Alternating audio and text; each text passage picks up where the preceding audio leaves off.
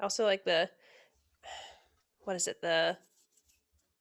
Not steel wool, but the brat, whatever the other option other Mm-hmm. than a sponge. The I like that one. scrubby, spongy things. I like those because when you kind of use the damp sponge, it kind of changes the Changes the temperature. temperature, yeah. So it kind of cools down and oxides more. Um, Hmm. yeah, there's a question in the chat. She said, Laura, you have a 60-watt soldering iron. That's a, like, more watts, I think, is maybe a misnomer, is not necessarily the best thing, right? Like a 25-watt soldering iron is probably more than sufficient for what we're doing, because like that's a soldering iron for a pretty hefty cable. So yeah, and then there was another temperature. I don't know if the person who asked it, but there was a question about temperature. And so, like, between 200 and 350 degrees Fahrenheit, depending on your heat transfer of your iron, is a good idea for soldering. Um, Fahrenheit or Celsius? I think, Fahrenheit. look at my iron Mine here. are in Celsius. I got some kind of Mine weird European one. pretty high, Yeah, so my iron is in Celsius as well. Interesting. it's like So 600. what's 350 in Celsius?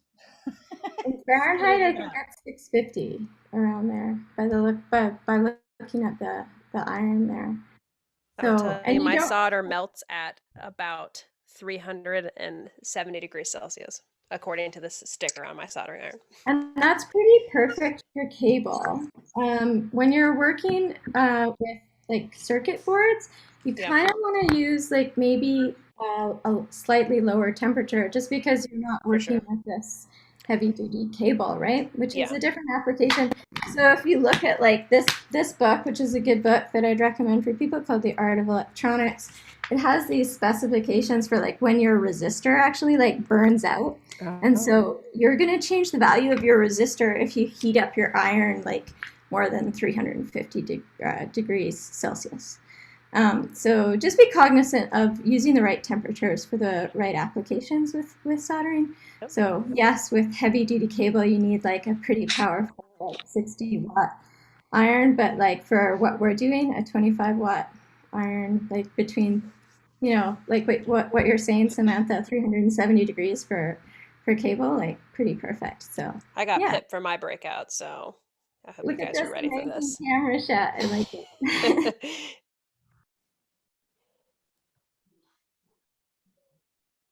I just want to second the Art of Electronics. That book is great. Really, really helpful.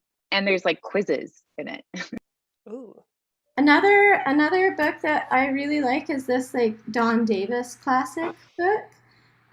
This is a really old edition, and I actually like traded in a newer edition for this older edition because it has this great chapter on soldering.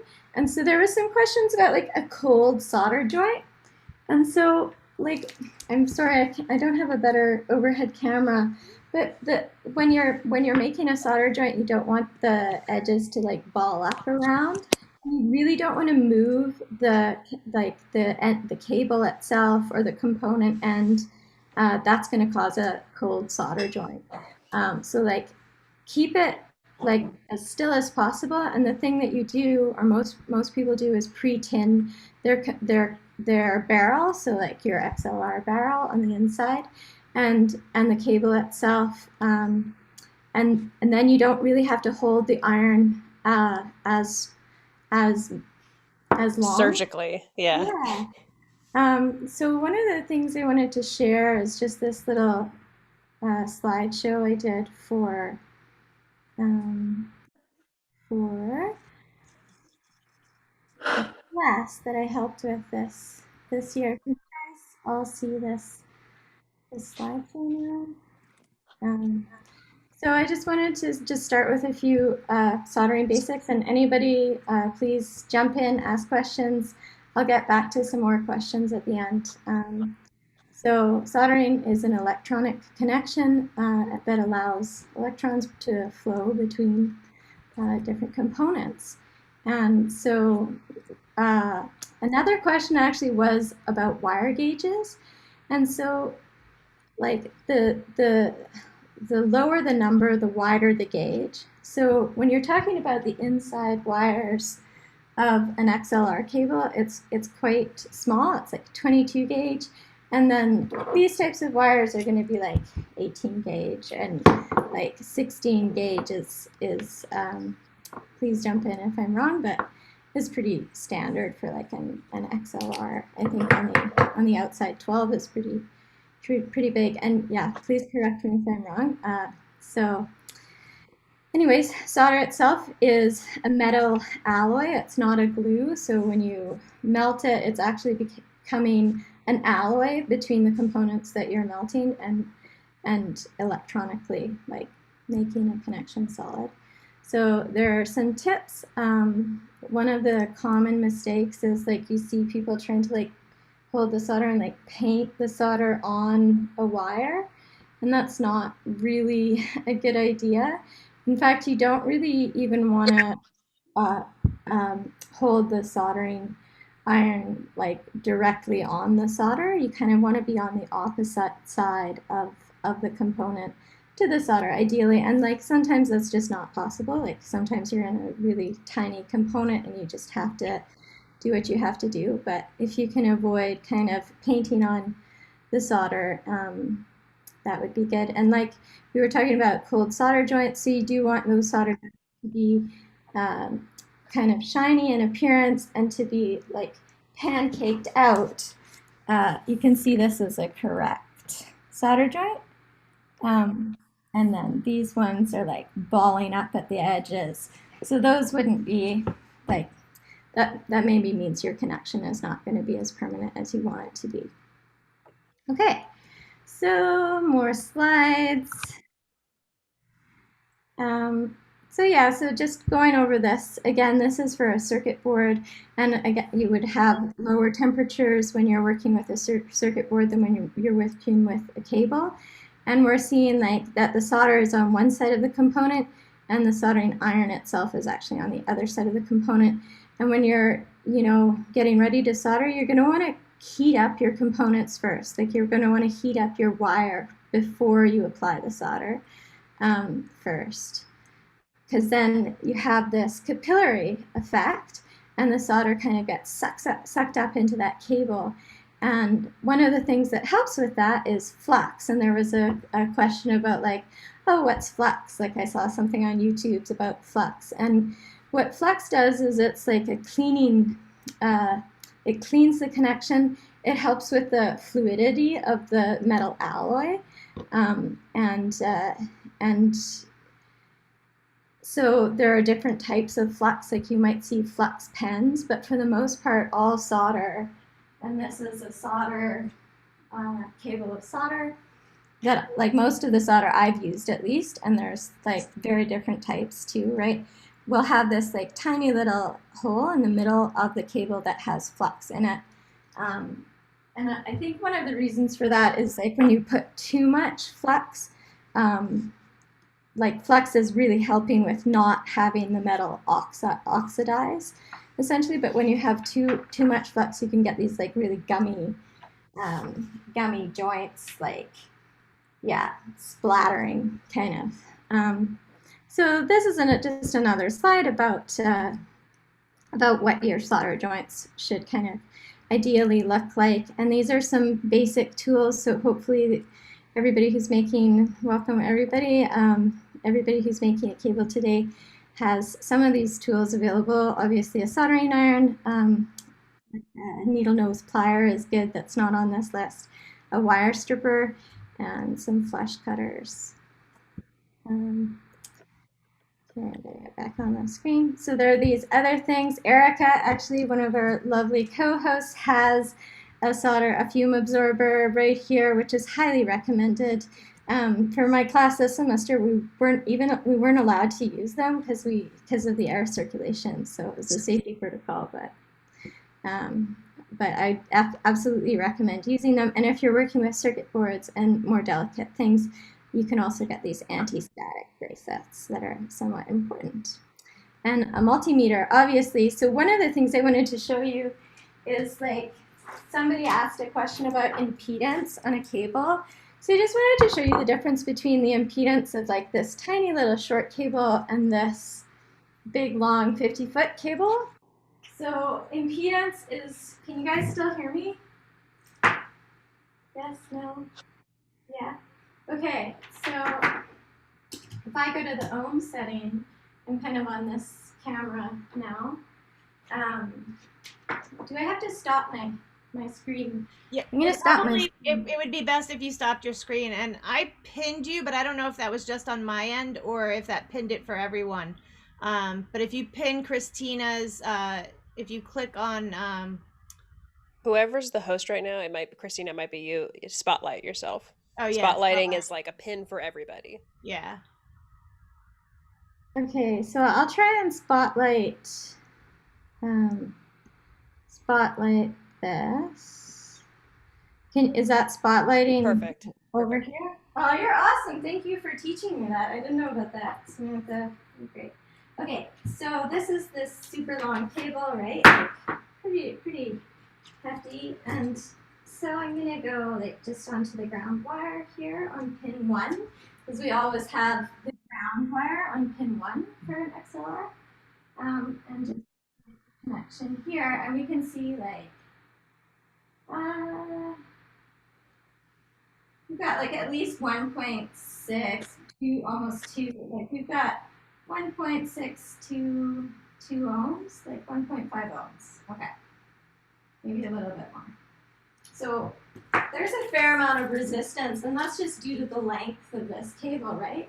And then if I go to this nice little tiny cable, that's awesome and way less heavy, and measure the ohmage is only 0.3. So hopefully that kind of just clarifies this Ohm's law, right, for everybody, which is interesting for sure. But that's a different session. So that's kind of just how the length of the cable is changing the impedance on the line, which is essentially just the resistance if it was in DC current. So how do I turn off this spotlight now? Same way you gave it to yourself. Just hit the ellipses over your own camera and then hit, or maybe even the top of your own camera. It might appear as cancel spotlight.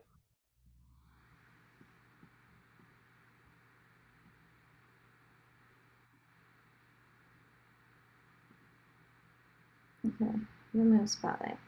Thank you. Okay, so I don't know if you want me to go through the presentation that was kind of shared online, or if anybody else has anything to add. Yeah, did everybody who's attending download those resources? I think it was a beautiful like PDF book of soldering. Yep, yes, seeing some yeses. All right, good, excellent. I also have it up. We'll be talking about it in my breakout, but Christina, do you wanna? I would cover maybe just the pin out. I mean, well, I guess we can cover it in the breakout rooms too. But if you want to show like the ends of the pen, just to kind of go through that really quick before we go into breakouts. Absolutely. Okay, so I'm just going to go through, I'm going to go back to the slideshow really quickly, and then we'll go into more specific detail. Can you guys see this PowerPoint now? Yep. Yeah. Okay, so stripping and tinning wire, which we're all going to go through in the breakout rooms again. So this is where wire gauge becomes important. And these are our lovely wire strippers. So kind of we're going to make a crimp in the cable.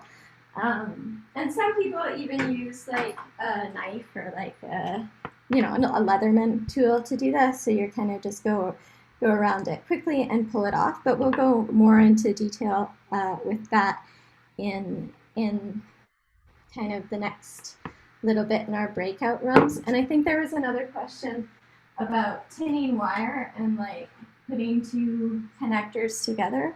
So you really just want to, this is where a helping hand comes in handy, and you can kind of see my helping hand right beside like my multimeter, and it's literally like $5 or something. Like it's kind of worth it. This one's pretty terrible. I have a better one that's actually being used to hold my phone right now.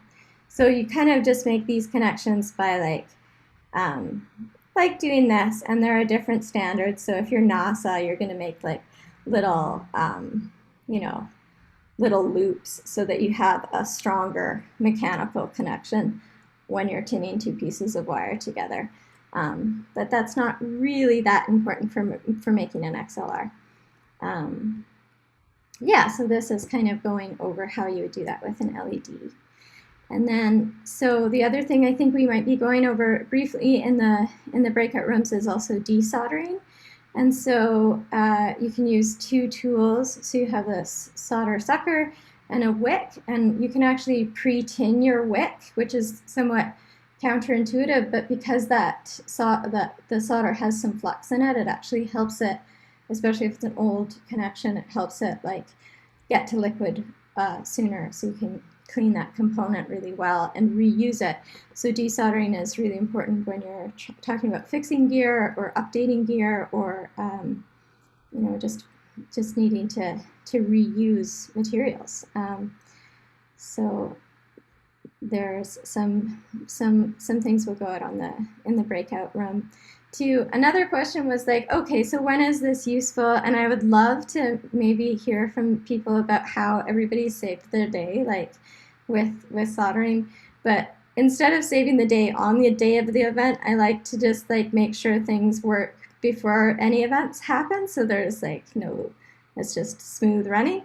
So like this is a panel in a wall at one of my employer's places where I'm making sure that the connections are going back to the main patch panel in the control rooms. So, and then these are things that we'll go through a little bit later. So I apologize for the gender specific lingo. It's kind of how a lot of things are even labeled still online when you order connectors from DigiKey. So we have the plug, which has the output pins. So this is what it looks like. This is a male to male adapter. And that's one of the best things that you can make with soldering when you know how to solder, is instead of buying these barrels, which you might want, you can just reuse some ends that you have and make, an adapter, and now you can connect two pieces of gear that maybe you weren't able to adapt together before. And so you can see that the pinouts are mirrors of each other. So when you make these solder connections, like the pin, so pin 2 is going to be our positive signal. Pin 3 is going to be our negative signal, and pin 1 is the ground, which is carrying no signal. And so you can see, like with this kind of open solder joint, that the pins go all the way through to the same end. And that's really important, because if you confuse pin 2 and 3, you're actually creating a polarity flip, and you don't want to do that. You really don't want to send signal through your ground wire either. So this is kind of how you figure out where to put which cable where. And on the back side of your XLR cable, and the camera is just not up to this task, but you're going to see little numbers beside each cup, and those numbers are going to tell you which pin it connects to. So just make a note that, pin 1 ground, pin 2 is your hot signal, and pin 3 is your negative signal. Yeah, and that's trying to remember it like it's in order of most important. So number 1, ground wire, most important. Second, regular signal. And then third, probably least important, is just the inversion of it, or the difference signal. That's what helps me. Yeah, and this is from a wonderful supporter of SoundGirls, John Halloway, who gave a course this past year about live mixing. So he had this lovely slide that showed you how those two reversed signals are kind of working in your AC current. And you can see that the noise that is picked up along that line, especially when you have long, high impedance cable, like my 50-foot XLR, that can get canceled out. And that noise is canceled out as well with this thing that you see often in most cables, which is a twisted pair. So those two cables are twisted around each other and then shielded, which is helpful to stop interference. So yeah, so this is the connector, and I think that's, there are a lot of other types of cable that don't need solder. So I think Erika was going to maybe show us a crimper tool, but like you have Ethernet cable that we use all the time now with digital audio, and then you have these like NL4 or NL8 speaker cables, speak-on cables, and they don't really. Some people do solder their wire ends anyways, but when you look inside these, they're actually screw. They're not a soldered connector, so you have to screw those in. And then fiber too. So you'd have like a different crimping tool for a fiber optic cable. So yeah, that's some fun stuff about solder.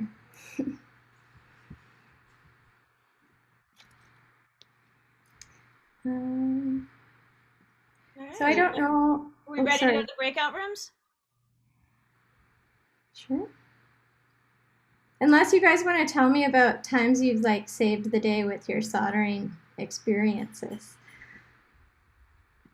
I mean, I'll share mine. I was going to share with the breakout group, but maybe it'd be fun to share them in here. So I worked for a venue that had multiple venues, and every once in a while I would get sent to one of their other venues. And the crew there was not so good at maintaining their gear. And so every time I showed up, it was Barb comes to save the day with her solder gun, where I would be fixing cables and fixing snakes. But I learned through that to always have my tools with me, because you never know when something's going to break. You don't always have a chance to fix it during the show, but it's helpful to do it as soon as you can, because otherwise it just gets shoved aside, and before you know it, you've got a milk crate full of cables that are bad.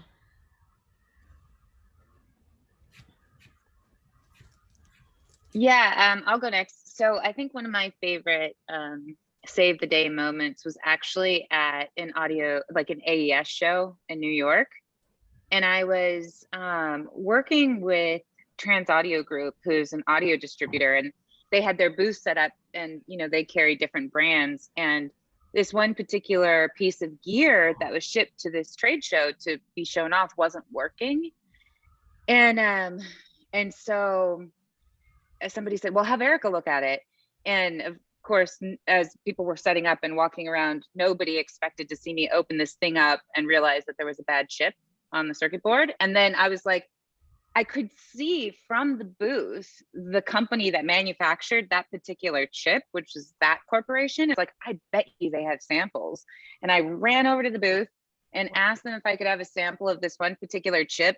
I grabbed 2 soldering irons and lifted a surface mount chip off of a circuit board on the trade show floor, and then soldered in the sample, and lo and behold, it worked.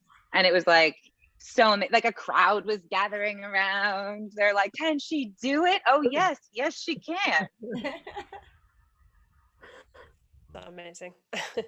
For me, like, I just really don't like Amazon, and a lot of times I run into like needing Phoenix terminal breakouts of things, and so it would be so stupid to try to buy that every time I needed them. So I just end up having a slew of like, connectors and pieces, and like install wire and Phoenix terminals, so I can just make my own. And that's what I need. So that's what I'll be making in the breakout today is XLR breakouts for Phoenix. And yeah, you never know when you're going to need one. And so it's just good to, sometimes it's better to make your own. Sometimes it's better to purchase a cable, but having these skills is always really valuable. So I'll go next. Probably the best one that I can think of was having to pull the face off of an analog snake and reconnect almost every pin on 2 or 3 channels, because I was working with, I was on tour with a high channel count band, and there were no spare channels to move things to, and we were getting either no signal or a lot of ground noise. And so like right before a sound check, having to take the whole panel off of an analog snake head and get in there and be like, do, do, do. That's so badass. It was terrifying. So I'm the cable for mine, and the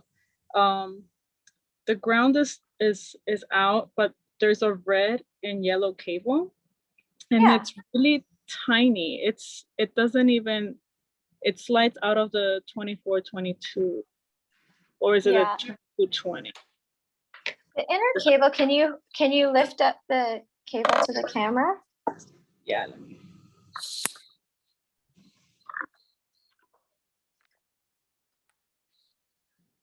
Yeah, that looks right. Yeah. That So looks great. oh, but do I need to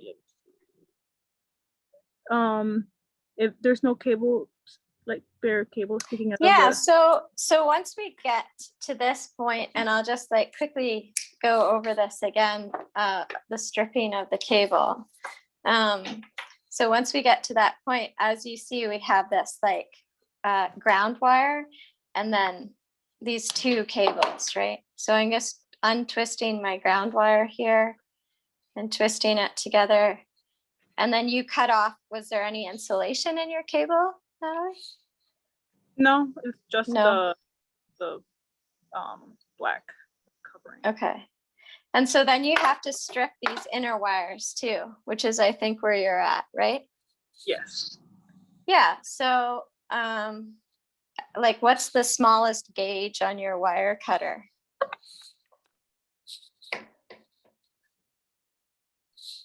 I believe it's 2220. Yeah, so I'd say like 22 is probably like, it might work. Let's see, it's working on my cables. But if it's too small, you can again use this like technique with like just a little hand tool and like be very careful, obviously, but you will, develop some calluses and like, yeah. Normally the inner wires are 22 gauge, so you should be able to get it off with those. I feel like it's like sliding through.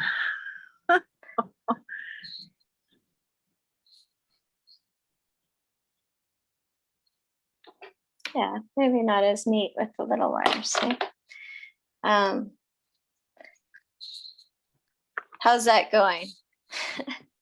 So are you supposed to just like be able to hold it and like slide it off?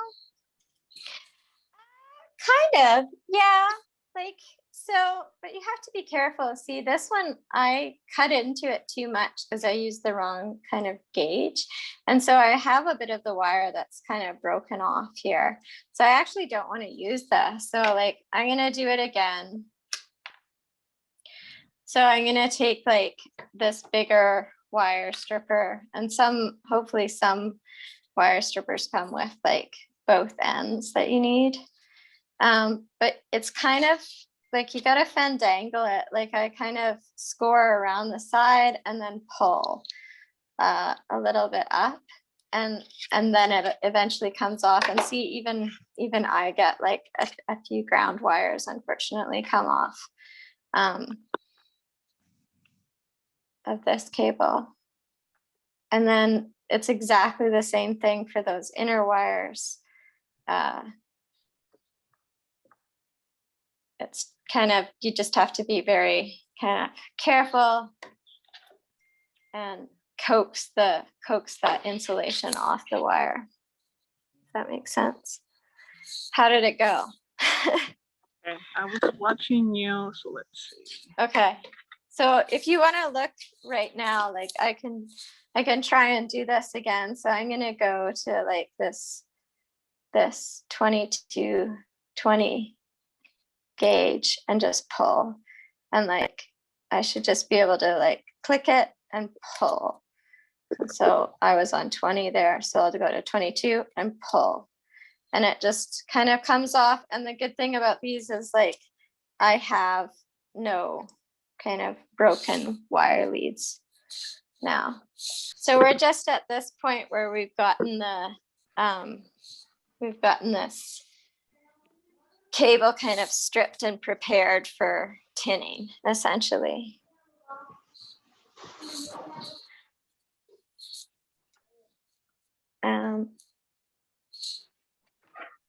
Yeah, so I might use a helping hand for this part. How are you doing, Laura? Are you? No, I'm going. It's going well. I don't have wire cutters, but I'm just using this little tool and going slowly. Yeah, and awesome. It's working. Yeah. Let me know when you guys are ready for the next step, which is kind of putting a tin on the wire and getting it prepared, and then getting our XLR end prepared as well. I do have one more ready, so whenever everyone else is, I'm good. So I'm actually gonna do a male XLR end on this. I cut the red cable completely off. This is a classic mistake. I did that earlier too. I've done that so many times. And I see, Laura, you've got your like nice little, the sleeve ready on the cable behind you. So that's fabulous. So I'm gonna, again, you guys, you kind of have to, you can't, just cut the red wire another end. You unfortunately like have to cut the whole cable back because you want all 3 wires to be the same length. If that makes sense, Natalie. Yeah, I'm doing that again. Awesome. I don't know if I'm like jumping ahead. I'm just curious to know what temperature the wand is supposed to be on. So like Samantha said earlier, around like 370. I typically only I'm like 350 or so. Since we're not soldering a circuit board or anything right now, like we can be up in the 350s range. Yeah. 300, 250 to 300. But you can use a kind of a lower temperature, like the better you get a little bit, because maybe you I don't know. Just if you use too high a temperature, what happens is your cable is going to start burning and it'll smell bad, this plasticky smell. So you don't want to heat up the cable too much. I'm going to try and do this again. So I'm in the 22 gauge. I'm going to pull and 22 gauge and pull. And then I kind of wrap these wires together. Oh, but you see it? It's like it's taken off some of this again. So let's do it again. You and I both, Natalie. Okay. So we're going to do this one more time here. So I'm like scoring around the cable. I don't know if I'm doing the greatest job here. My ground wire.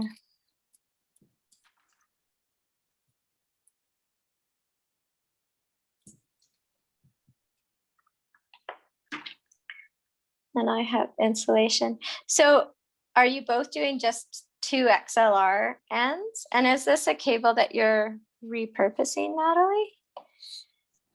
Okay, so this is kind of wild for me. The first microphone I purchased was a gooseneck microphone, and my intention was to use it on a used microcorg synth I bought, and this was like in 2008. And I didn't realize that it was not soldered. And so I did buy like the XLR piece to do that, but like I said, I never learned to do this. And so I was like, oh, this would be like a good cable to use to learn to do this today. It's a good opportunity. Yes. Are you ready to tin the cable, Laura? Is your setting? Yeah. Should we try? Start with? Yeah, let's try doing that. I'm gonna make like I don't want to damage my cable with this kind of bad claw, but we actually weren't even going to use this for now when we're tinning. So I'm kind of just going to get my wires kind of, I'm going to do these two and then I'm going to do a third one. And so these are quite long right now. So I'm actually, the first thing I'm going to do is going to cut them down just slightly. And you can keep them as long as you want, whatever is comfortable for you. So I'm going to go on the underside of this first wire and get my solder in my hand here. And I'm going to heat up the wire for 3-4 seconds, and then I just touch the solder up, and it kind of wicks up the wire. So again, with this next one, heat up the wire first on the opposite side of that wire. I'm just going to tin and coat it, and I always want to keep the soldering iron tip like really as clean as possible, because it can get gunk in the kind of mixture in the alloy, and that makes for cold solder joints, and also just not as strong electrical connections. Do you have the iron going underneath the wire and then the solder on top? Yeah, pretty much. In this case, like, I don't know if you can see this. So for this ground wire, I'm going to take my soldering iron, I'm going to heat up the underside of the wire. I'm kind of holding it in place. Can you see? Yeah. So I'm heating that underside of the wire up, and then very quickly, or not very quickly, with patience, I'm kind of using the heat of the iron to draw the solder up, but I'm not painting the solder on. And there I have nice 3 tinned ends, and that's what they look like. So they're kind of ready to go. I'm out of focus here. And after you use solder, like, do wash your hands and such. How are you doing, Natalie? Do you have your cables stripped yet? No, I cut the red one again, so I'm back in. Third time's a charm here. Yeah, and then I couldn't find the multi-purpose tool. I'm hoping that my partner can help me find it right now. That might help. Yeah, one of the things with electronics and a lot of these kind of trades is the right tool for the job does make life a lot easier, right? And I actually think this is a 20 gauge on this particular cable. So like with this tool, all I have to do is press down and pull kind of, and it's off, Yeah.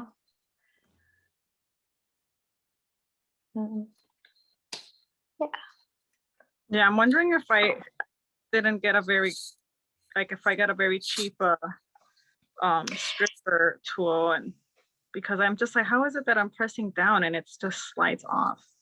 Yeah, cable too can be like, if there isn't any sort of insulation in your cable, that is kind of odd. Like this is another type of cable that you might see. And when we go and look in this cable, you're going to see that there's actually 4 wires. So this is the type of cable you'd use for like a Y cable, which is super handy cable in live sound to have, because it can split one signal into many signals. I have one up up on the desk, but I'll show you if you guys haven't seen them. So you're using that as an example. I did get a couple of those white cables custom made from Marker Tech. Yeah. Yeah. So this is a different type of XLR cable. And you can see that the ground wire is braided, right? Yeah. And so I use these little like kind of tweezer tools to unbraid. And I didn't do I need to redo this.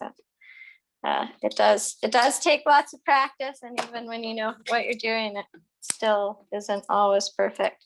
I find these ones it's easier to just score than use the stripper, at least that stripper tool that's very dull. It's not working. So I'll make like a split with my multi-tool in the cable, and then, using some nail, I can pull it off. And at some points along that split, I might have to. I just like that there's like a tiny strip of like a blue or white thread. Does that go anywhere? No, you cut that off. So that's the insulation. Read about it. Pardon me? Sorry. No, go on. So that's the insulation, and inside this cable, you're going to see the insulation. And you can see this is the thread. And so sometimes it's plastic, kind of twiny stuff, and other times it's like an actual thread. So this is another type of cable that you might come across in the audio world. And so it has this braided, which is extra, good for keeping out interference.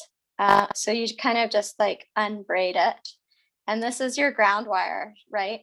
And so the ground wire is connecting to one of your XLR pins, which is pin 1.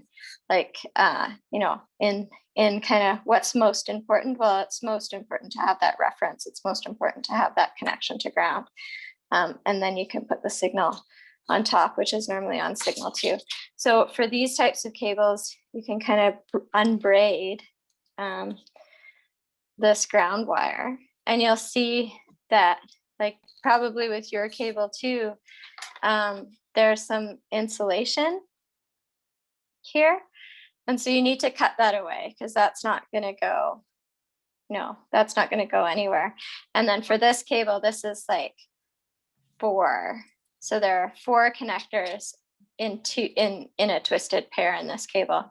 So that's kind of a different type of cable that you can make Y cables with, or anything that branches out. Like say you need to put your input signal back into your or an output signal back into your input to use a smart or something, and cables are pretty easy to make, but doing something like a little guitar pedal is also really fun and easy to do. And you can buy these little kits and just solder in the components and solder things together, and kind of be able to fix your own gear and make your own gear, and like maybe even create your own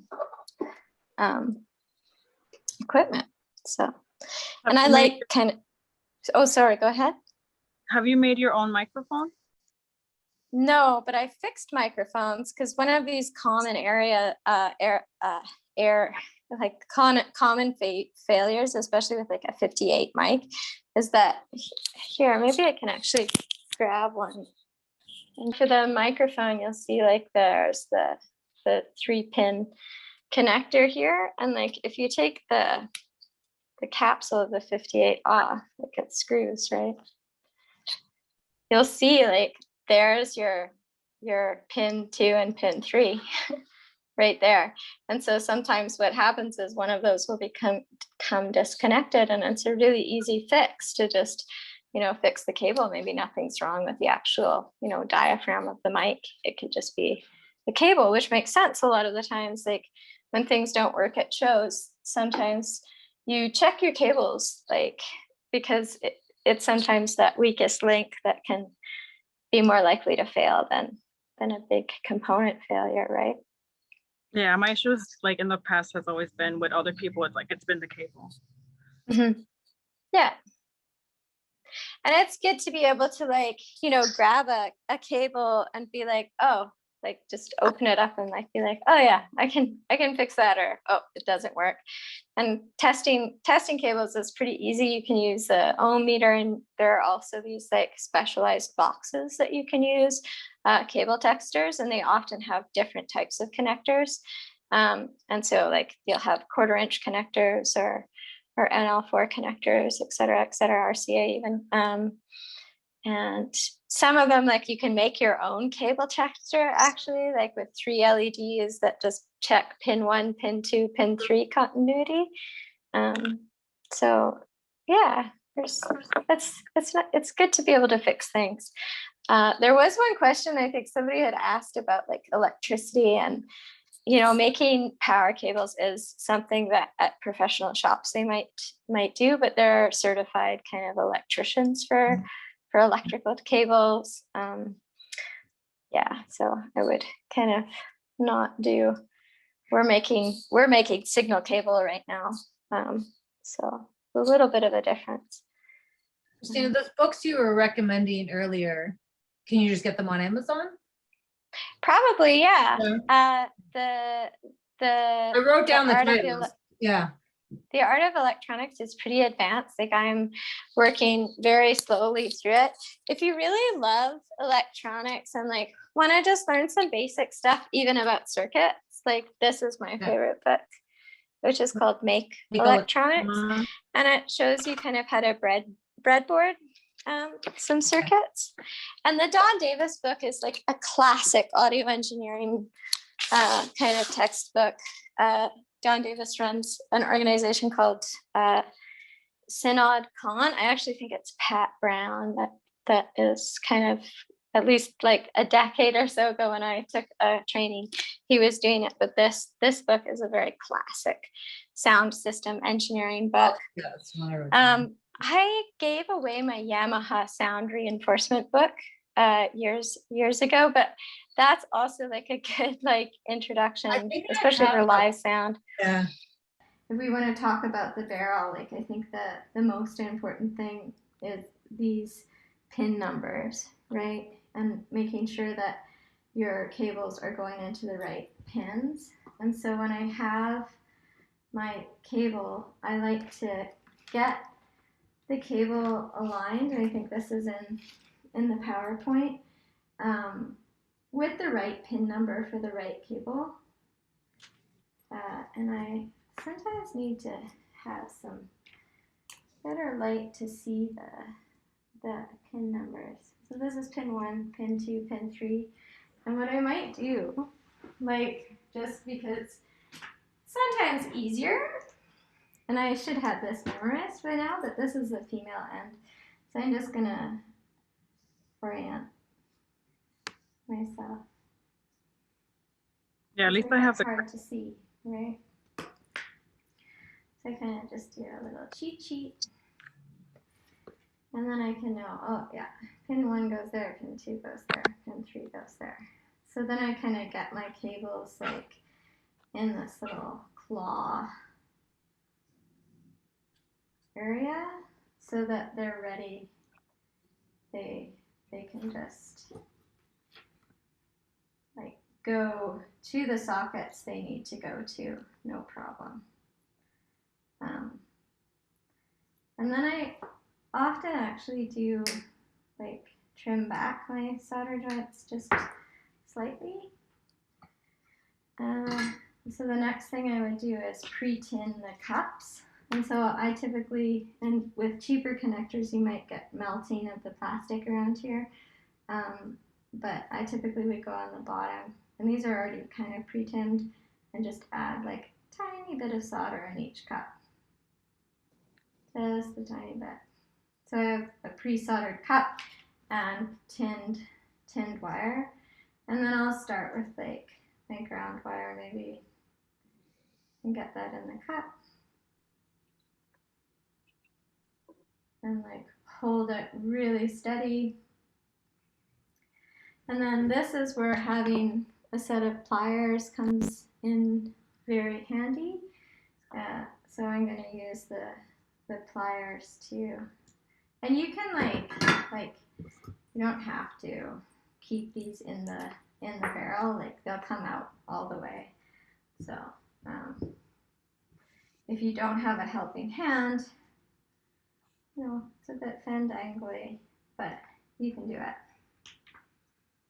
You know, I'm just gonna be making sure that I have everything kind of lined up before I solder, so that it kind of wants to go. And I can, like, using the pliers, like, just be cognizant that that plier is actually absorbing some of the heat too. So it might take longer for your solder joint to heat up. And since things are pre-tinned, it should melt fairly quickly.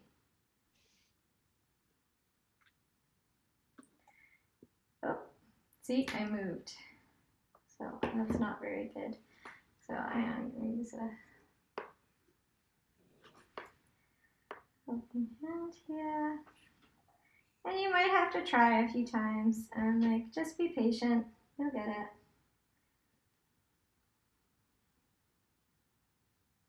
There we go. And so it's in there, but it's not like super covered with solder in the way that I like my solder joints to. So I'm just gonna, like, while it's still there, just add like the tiniest bit of solder. And now it's falling out again.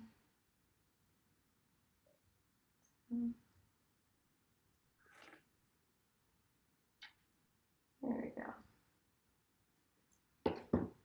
And you can see like my cable did kind of melt slightly because maybe it might be a little bit hot, honestly.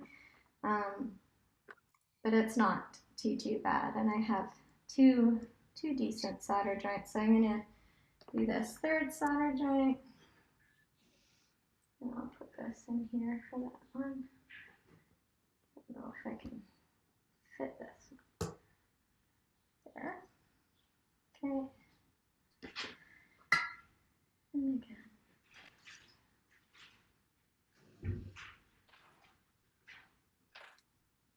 We might add just a tiny bit of solder to the top first.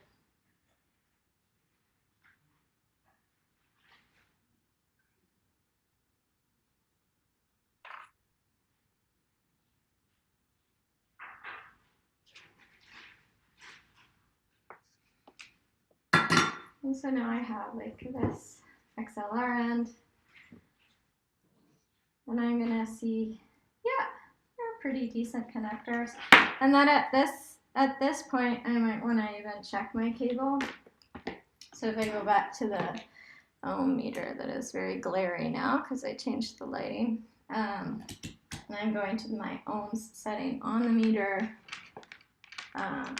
Actually, I'm not. I'm going to this buzz setting on the meter, which means that when I touch the two leads together, they make a sound. And I'll just go, okay, here's my pin 2, the red wire. Yeah, I got that. Is it making a short with either of the other wires? No. And then I'll go and I'll check. Yeah, it's getting to the other end. Good. And my ground wire is in place too. And it's not shorting with the other two wires. If it was shorting, it would make kind of beeps when I did this. So I know that end is pretty good, at least from an electrical signal point of view. So when you're building the cable back up, you're gonna get this like little sleeve kind of wire jacket strain relief. And so it opens up and you can put it on the cable. So maybe I'll just like wait and see where everybody is and how it's going. Can you go over again tinning the cups? Yeah, absolutely. Yeah, perfect. Thank you. Let's look at this other. Sorry, I had my speaker volume down, so if you were trying to get my attention, okay. I apologize. So this is the plug end, and I'm just gonna kind of hold it in my helping hand here. So I'm pre-tinning these ends. Is that what you? Yeah. So this is actually kind of full already. So what I might do is like use this solder sucker, and I'll just like heat up the bottom of this. And sometimes in order to heat up old solder, I guess these are pretend, but kind of need to add a little bit more solder. So to tin the cup, to answer your question, I go on the bottom of the connector and heat up the connector slightly, and then just touch the connector to the top of that plug. And if it's not melting, like for you, the clean tip, you can go directly on the top of the cup, but if you can go to the bottom of the cup, it's a little bit better. I'm gonna go here, so, and then it gives you a place to put the solder if you're on the bottom of the cup. And it shouldn't, like, once it heats up, like, it shouldn't take, it should be done, like, kind of get in there and get out of there. So I don't know, was that? No, that's perfect. Thank you. Yeah. So we could do this and. I have a question. Do you usually fill up the terminal, or just a little bit solder in there? Yeah, so I pre-tinned these. These are actually quite full right now, but I typically pre-tin everything. Like I'm pre-tinning these ends, and I'm pre-tinning my my solder cups, kind of, so to speak, on the XLR end. And people do have different preferences, but that's kind of my preference, is to have the solder already there, because then I don't have to hold the iron there, and I also have, you know, I might not have to add any more solder. I might just be able to put in the cups, because there's already enough solder to melt and solidify there to make that electrical connection, kind of. Right. So yes, I would always pre-tin the cups. Some people might also put some insulation on their ground wire. I can show you a cable that we did that. So these are adapter cables, and this is another type of XLR end. This is like a switchcraft end. So you'll notice there's screws on this XLR barrel. There's 3 of them. And so to get to the XLR end of this, you have to take out the screws, and that's oftentimes why I have like this little, one of the reasons I have a bit of electrical tape. So these connectors, XLR connectors, you'll just unscrew, and they have these very tiny little stubby, short and stubby screws that you can kind of see. And so you'll take those screws out. One of them, this top one, actually screws in, so it doesn't come out. So just screw it in so that it will lift out of the cable. And then these other 2 you can get out. And so you can see with this cable, like I push it up, I have cable insulation on all of my connectors. So I have my positive and my negative signal are both kind of insulated with this strain relief. And that can be very, very helpful to use. And it looks like this. So it comes in various different gauges, obviously. So you put this on your connector, and then you can kind of insulate your wires. This is for quite a large wire, so you're not gonna do that today.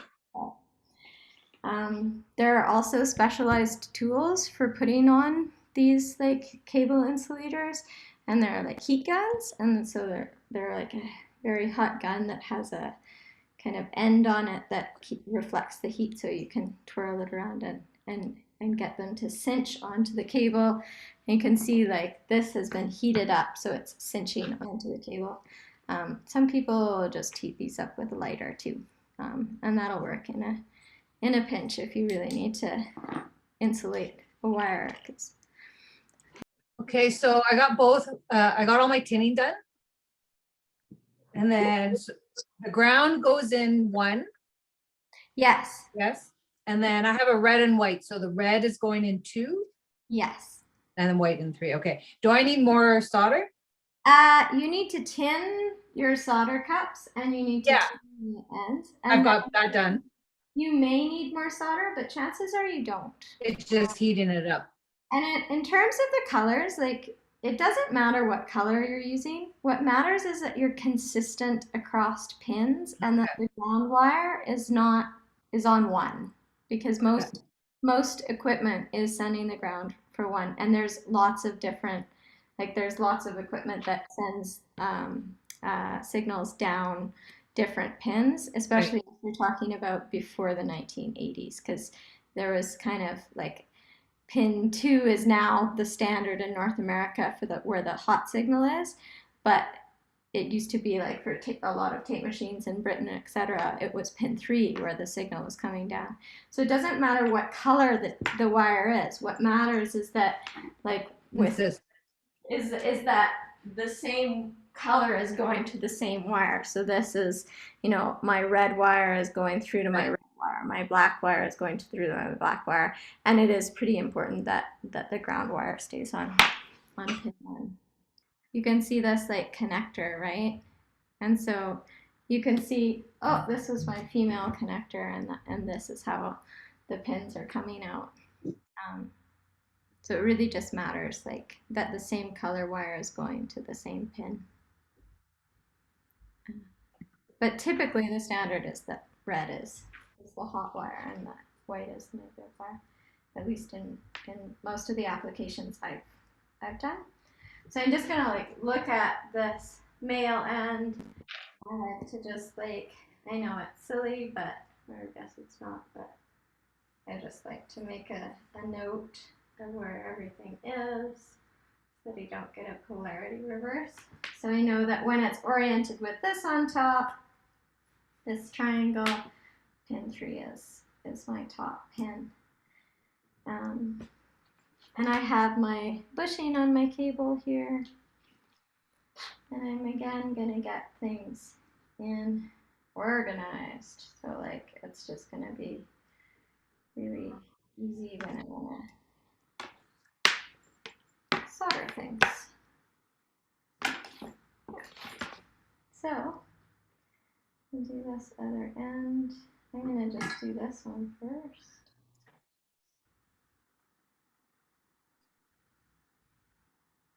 Beautiful. There we go. Sometimes you get this like nice solder joint and makes you feel accomplished. And then sometimes you have to like strip a cable 5 times before it'll work for you.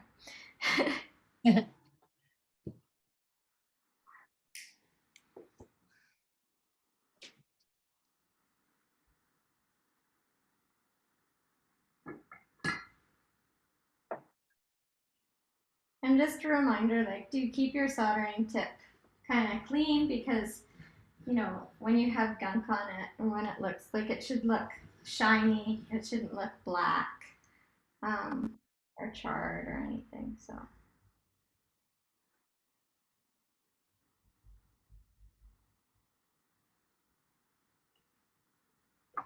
Do you have any trick or any reason why how to make the spot welding shine?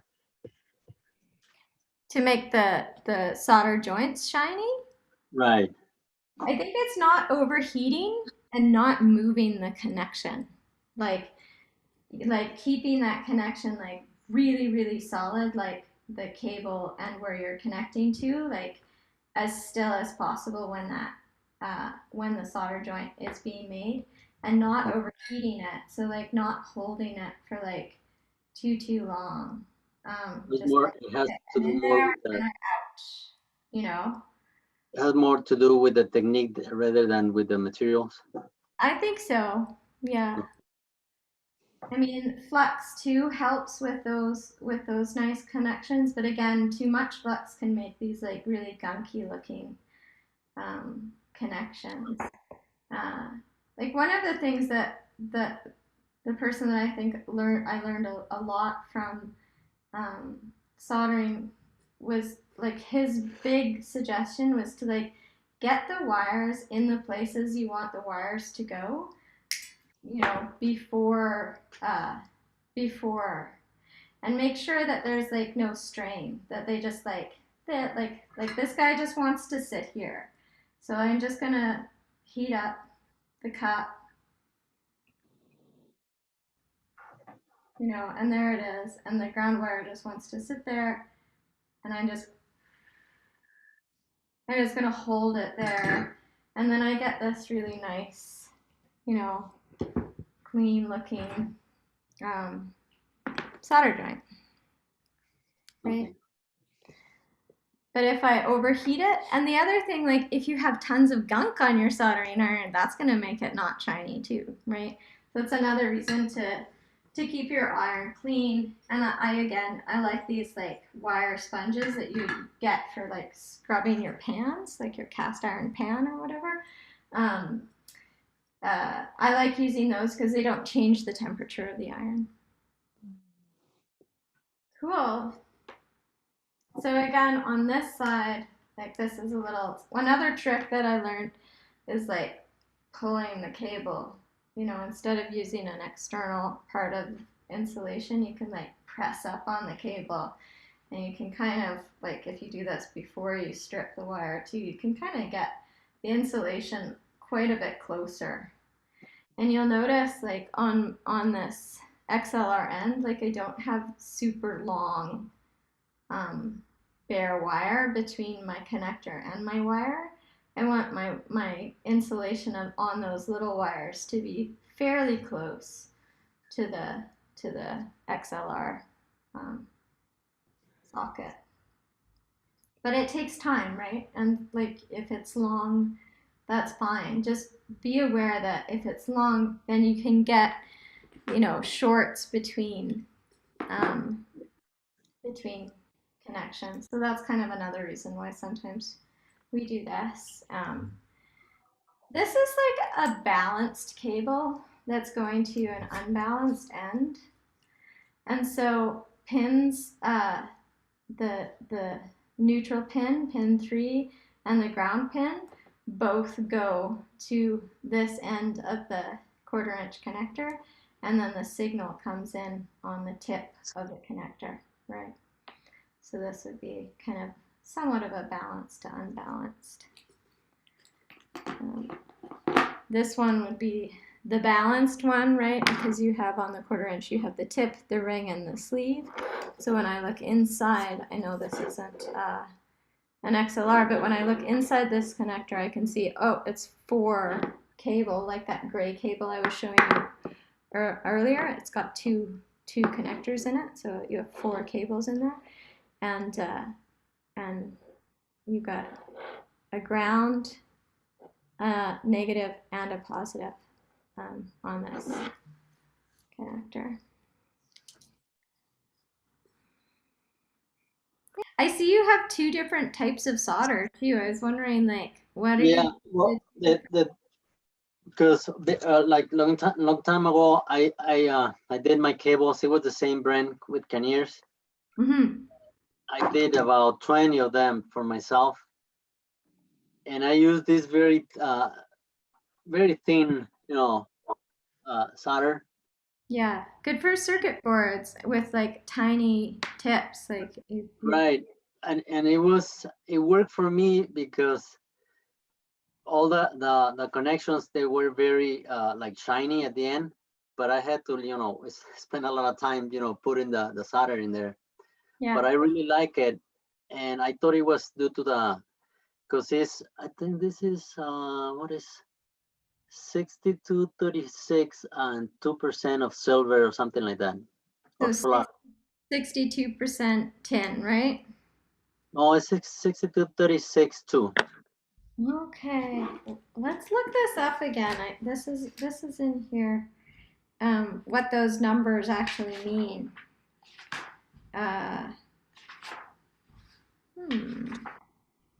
Common solder. Okay, soldering materials. The composition is designated by 2 numbers such as 30/70 or 60/40. The first number indicating the percentage of tin and the second the percentage of lead. But those are probably leadless solders because this is an old book and most solders don't have lead in them anymore. But still wash your hand after soldering. Yeah, and supposedly the small number, which is 2, I'm not sure if it was 3, the one I used like 15 years ago. And it says it was silver. And I really like it, but I couldn't find it because I bought it on Radio Shack and I couldn't get it anymore. Just anymore. But the other one, I got this other one from Castor. And this is, wow, 96.5. Yeah, I think it's 96. I have a question. Yes. So how do we use this? Like if we make a mistake, I forgot the name of this. Is that the solder sucker? Yeah. Yeah, so like maybe you don't have a mistake, but maybe you want to reuse a connector. So I have a connector somewhere here. I'm just gonna clean my workstation for a second. So let's say I want to reuse this cable end. This is a broken cable, right? So I'm gonna open it up and pull it out. Pull that strain relief off kind of carefully. Right? And then I'm gonna just push it through because it's being stubborn sometimes. So I will kind of put this in the helping hand and get the solder sucker. So it needs to be in the down position. And then when you're sucking, you like use this vacuum action and it'll pop up. So I'm going to do kind of the same thing as I would if I was soldering the cups again. I'm going to touch the bottom of the cup and get it hot.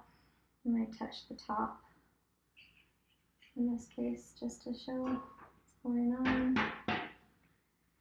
So I'm going to get it hot. And the first thing I'm actually going to do with this is pull the wire out. So I'm going to get all 3 wires out of this.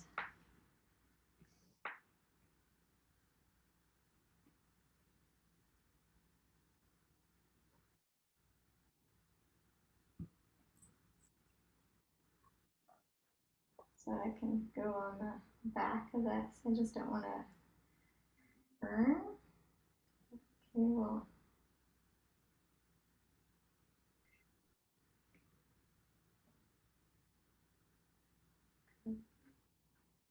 There we go. Okay. So now that I've kind of cleaned this end off, I'm going to go to each cup and heat up the solder in each cup. And then go right over the cup with this when it's hot and pull it up. And then you'll see like there's a little bit of solder. Oh, yeah. If you guys can see. Okay. I want to drop it. But there's the solder that kind of got sucked up there. So again, kind of over this, heat it up right over there. And then it might take a few tries to get all of it out. The other option is you can use solder wick. So this is desoldering wick. In some cases, you might actually put solder on the wick already. What I do is I just, for most things, I'll just hold the wick and it will heat up too. But you should be good kind of over the area where the solder is. So you're heating up this side of the wick. And kind of, the wick will start wicking up that solder as it melts. It can take a few minutes. Not a few minutes, it can take a few seconds. Sorry, this is not the greatest helping hand here, but I'm kind of putting the wick between the iron and the solder. And one of the reasons why you would like maybe pre-solder the wick is like, okay, if I put a tiny bit of solder on this wick,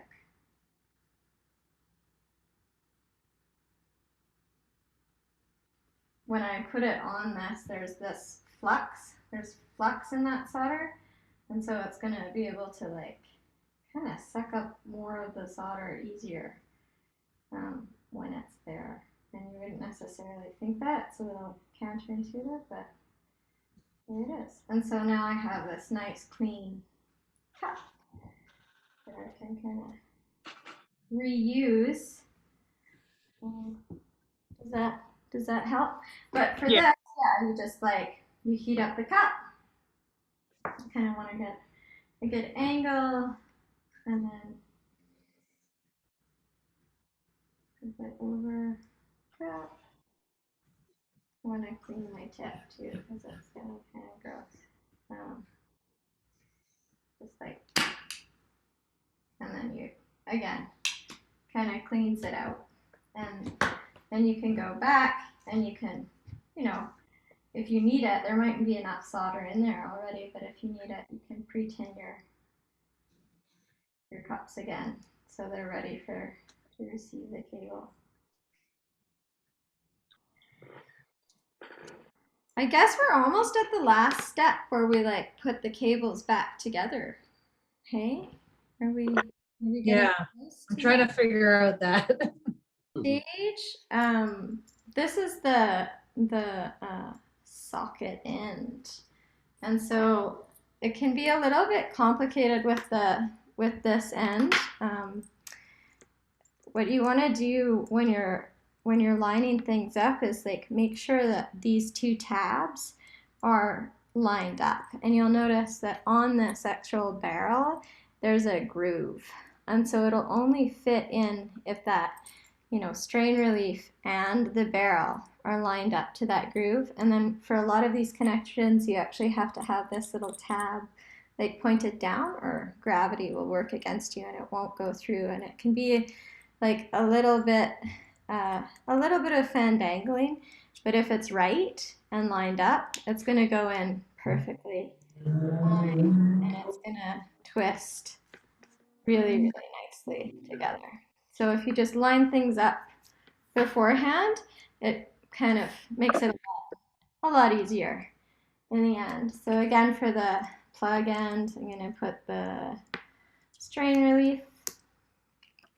And the plug end also has a groove on the barrel and the strain relief. So again, I want to line up those grooves, and then here's my male end, and you can see there's two grooves on the male end. So sometimes you might have to like do a little turn.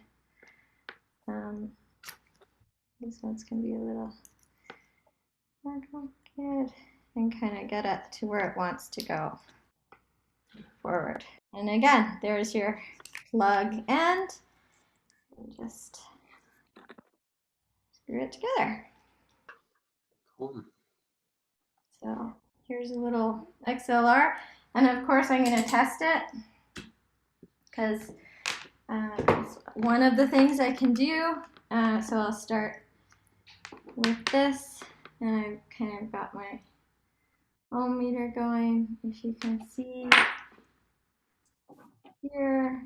So I have, I can test the ohmage on the ground pin here. Or I can use my beeper, which is easier when I'm just checking for shorts, right?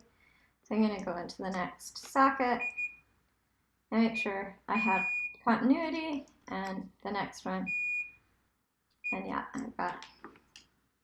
I've got a working cable, so I can probably plug this into a microphone and see if it works.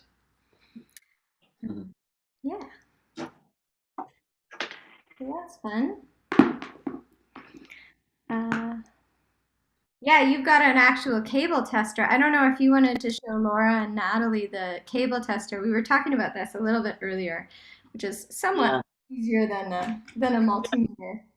I have one. I usually use this, and when you turn it on, these three lights have to be like aligned. It tell you if you're using like a 2-pin, 3-pin, but they should be like a diagonal. Yeah, so you've got a matrix kind of. Pin 1 is connected, pin 2 is connected, pin 3 is connected. Right. And if they're like swapped, then it's gonna show you right there in the lights, and you can reset this. And when you test the wires, you can wiggle them, and if they're open or something, the light on this side is gonna show you an open or something. But yeah, I think they're like $30 from Behringer, so they're really useful for different type of cables. Thank you. On Instagram, when I started an Instagram page I've been building some subwoofers, like some sub boxes, and trying to build a female sound system thing. There's not many in the world. I'm like tracking them all down. There's about 7. That's a higher number than I would have guessed. So that's yeah. And then and there's 2 at the moment in Australia. Mine is the first one in Sydney, like all female run, and then there's one in Melbourne, and we're kind of in a little bit of a, it's not a competition, but we're in a little bit of a Melbourne beats Sydney, it turns out. What's your handle? We are the Honey Trap sound system. Nice. So I gotta tell you, I have never been to Australia, but it is like my #1 dream. Someday I am gonna make it there. Great, and when you do, you can come hang out with some SoundGirls. I'm gonna take you up on that. Yeah, it's one of those things that I just don't want to do. Like I want to spend time there, so like I think I just need to like find time that I can come for like a month or 2 to do everything that I want to do. It's a long way. I just followed you, so there's another one for you. Yeah, so that's exciting. Yeah, I've been having to make my own cables, but I haven't been doing it. I've just like the sound, like some of the men who have, because I haven't been able to learn from any women, because there's been no women in Sydney that have made a sound system before. So, so they've done all the soldering. That's awesome. But I'll do it now. But now I was going to say, now you can do the soldering. Yeah. Now I'll do it self. Anybody else want to introduce themselves? Corey's back, and her hair is in a ponytail now. Probably to prevent, fires. Burning.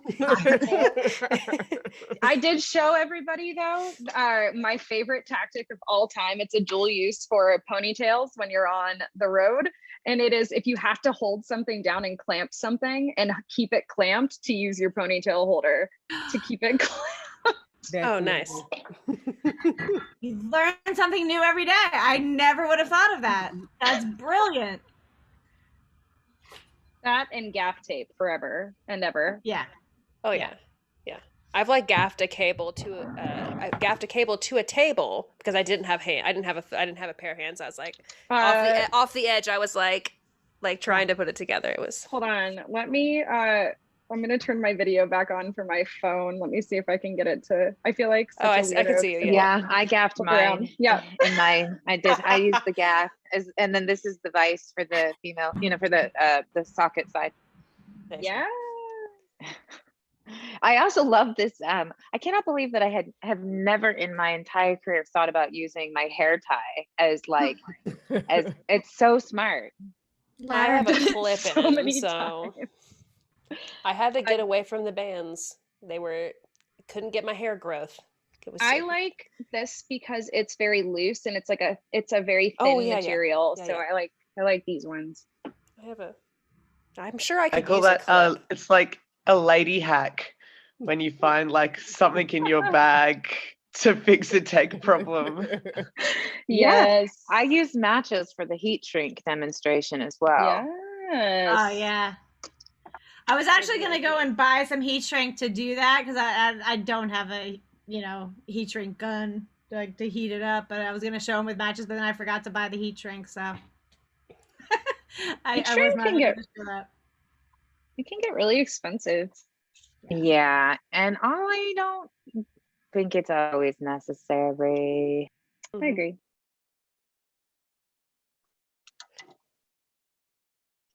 Hey, Erika, I just popped in to say hi. It's Oh my gosh, hi! Jocelyn Hi, came to take the class everybody. at my shop. Whoa, that's so cool. Okay. Just wanted to say hello. Nice to see you. Everybody who doesn't know who Audrey is, this is I mean, of all the people to be popping into how to solder a XLR, this is arguably the expert of all experts, probably. See, that was that. Come on she now. got to help You're Jocelyn. selling yourself short, Erika.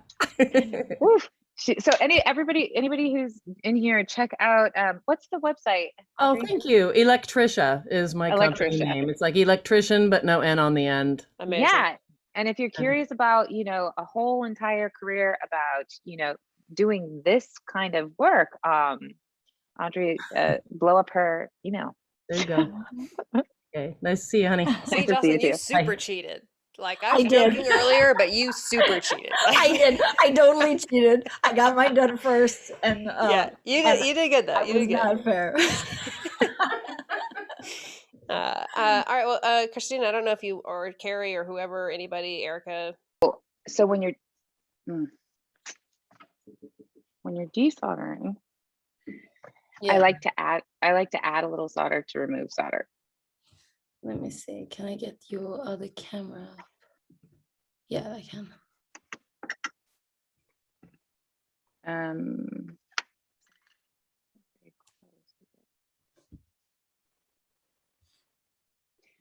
So, and then,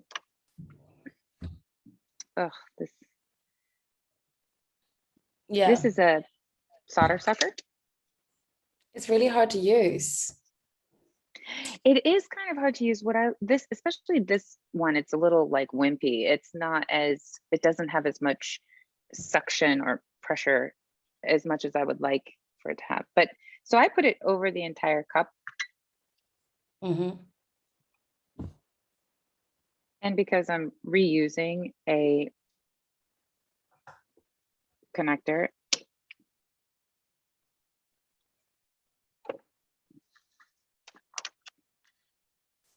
so you can kind of see it's not perfectly clean.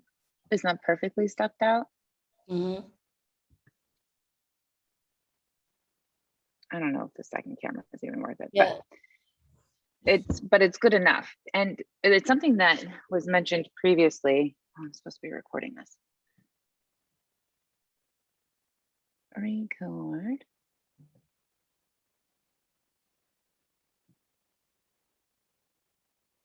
Okay. It was something that was mentioned previously in the main introduction about tinning, which is really critical to prevent cold solder joints, as well as make a really strong connection.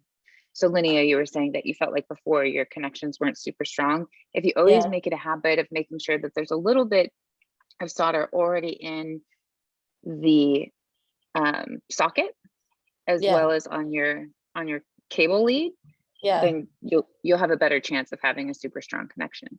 Yeah. So which side did you want to start with, Linnea? Which side did you have prepped? I had it's the female one.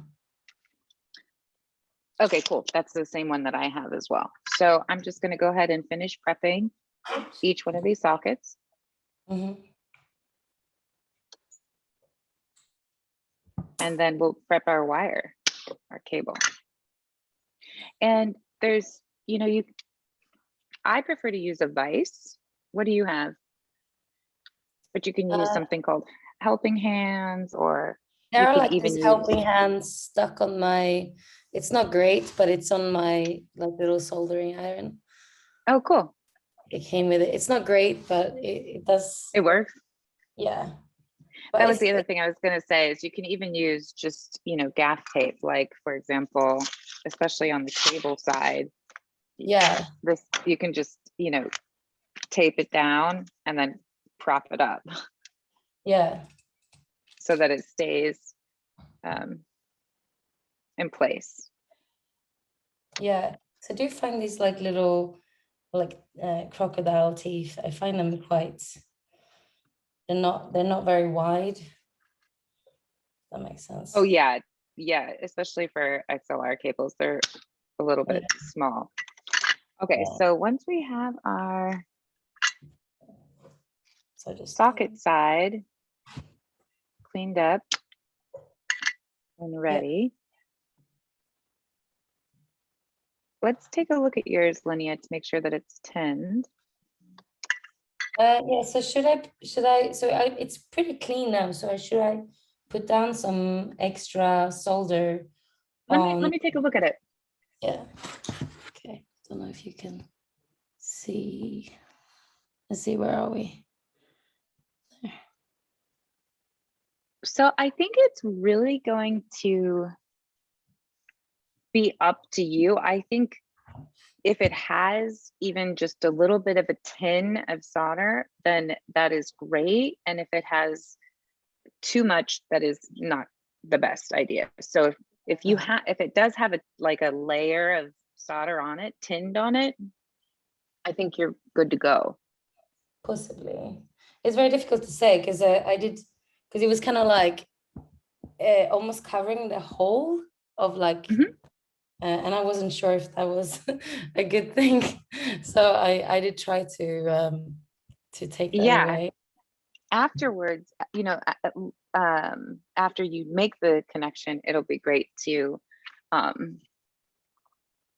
make sure that the holes are, that you have this nice sort of Hershey kiss, or this sort of like a hole or tube. No, I'm trying to think of the right words to say it. The way that your pins are, that your sockets are, the holes are great for flow and for heat transfer. So I think you're in good shape. Yes. Okay. Okay. So let's move to the cable side. Mm-hmm. So what you want to do with your cable is first strip it back. And if you have the easiest way to measure how much to strip back is by using this shield that typically comes with your connector. Do you have one of these? Yeah, exactly. So you want to cut back half of that length of that shield. Okay. Yeah. I have one of these. I literally just been using it today. I've never used one of these before. Yeah, those are nice. They're very nice, but they're kind of tricky. And Markela, it's kind of like this. It's kind of like a hefty duty, like chomper sort of. Yeah, it does lots of different things.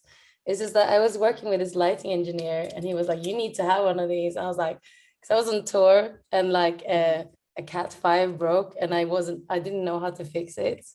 And it was our only, both of the Cat 5s broke. It was terrible. So let me see the tool that you actually have. Is that a Cat 5 stripper or is it a multi-tool? It's a cable stripper, but it has the crimping as well. It doesn't have the crimping for a Cat 5 though, I don't think, but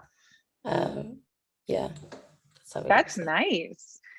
So you can definitely strip your wire with that. You want to be careful that you don't cut too far into the into it, that you strip any potential insulation or cut any of the internal wires. So I'm going to measure about half of the length of the sheath. Yeah. And then I'm going to take an X-Acto knife. Okay. And I'm going to very delicately roll the cable all around that sharpest part of the knife. Mm-hmm. And then keep doing that until I can see that I've cut through the outer plastic.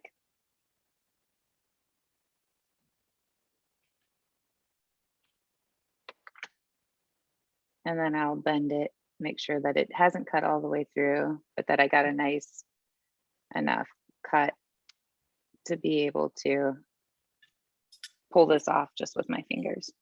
Yeah. So I don't have a knife right now. You can use your strippers. Yeah. I do So have, if you, I I can show you both ways. I think it's just test and see what length, because there's like a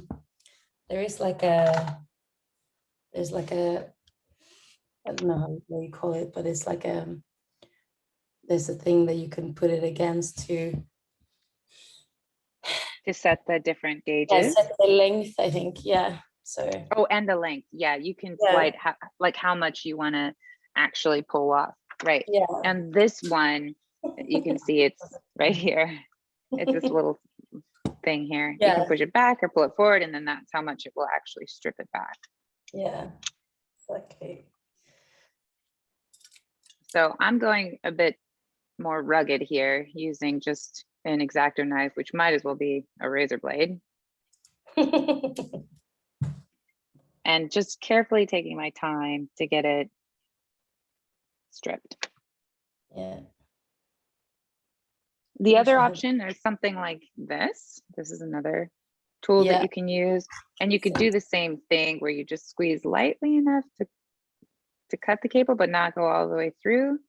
Yeah. And see there, I can now just pull it off with my fingers.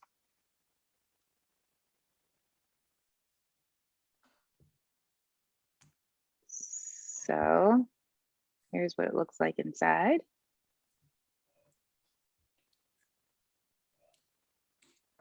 And what I want to do now is just make sure I have only my ground or drain wire, is it can also be referred to as, and my signal wire. Yeah, how can you tell the difference between the, obviously ground is the one that has all the strands, right? Well, like that's actually a shield. So all of these little copper wires are what shield these other three wires. And in my case, there's some thread and structural braiding in there, which I'm gonna just clip off with my flush cutters. So these are flush cutters. So I'm gonna clip those off. So this copper wire is shielding these three signal wires. So that's different from mine. Actually, that's not true. This is just thread. So for the cable that I'm using, some cables will have a very separate third drain, but yeah, we're both in the same boat here. So our shield will be our ground. Yeah, this copper is exposed copper. Yeah, but I wish I had another cable that showed you some of them will have a separate clear coded drain or ground wire. Yeah, but in both of mine came with like some kind of like that's your shielding. Yeah, and then your copper is your ground. Yeah.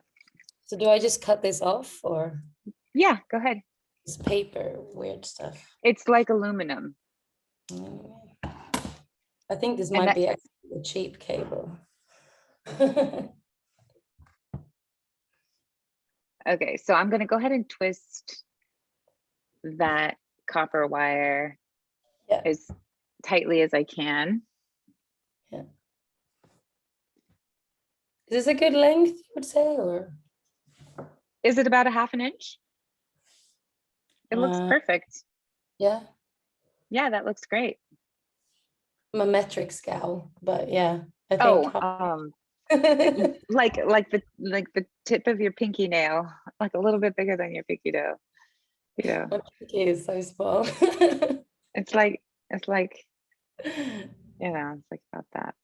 Yeah. Amazing. Okay, so at this point, one option, and a lot of people like to do this, they like to add what's called heat shrink to reinforce the support.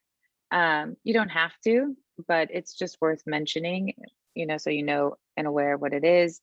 And basically when you apply heat to it, it will shrink down and provide extra structural integrity to the cable. So just so you know, I guess I could show you, I could demonstrate what that looks like if you were to use it. So I just cut it with some scissors, long enough to where I could add the support when needed. I'll wrap it around, slide it on here, and then I'll shrink it later once we're done. Sometimes people like to use smaller shrink on each of the individual wires to reinforce the joint in the socket. But I don't personally think it's necessary. I think it's a bit overkill and you don't need to, but at least, you know, you want to be aware that it's a thing. So now what we want to do, and actually sometimes it's nice to use shrink to shield your ground from shorting on anything else, but also not super necessary. So now we want to strip these individual signal wires. Yeah. And we really only want to strip them the length of the socket. Oh yeah, okay. So very little. You want it, it's very little and not too much more than that, because you want the actual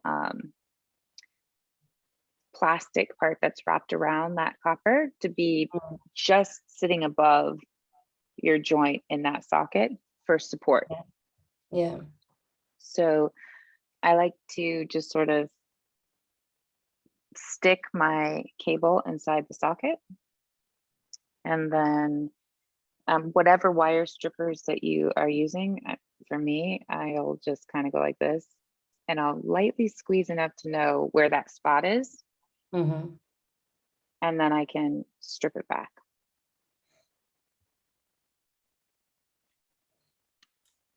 This is delicate. So I do have. Can you see that okay?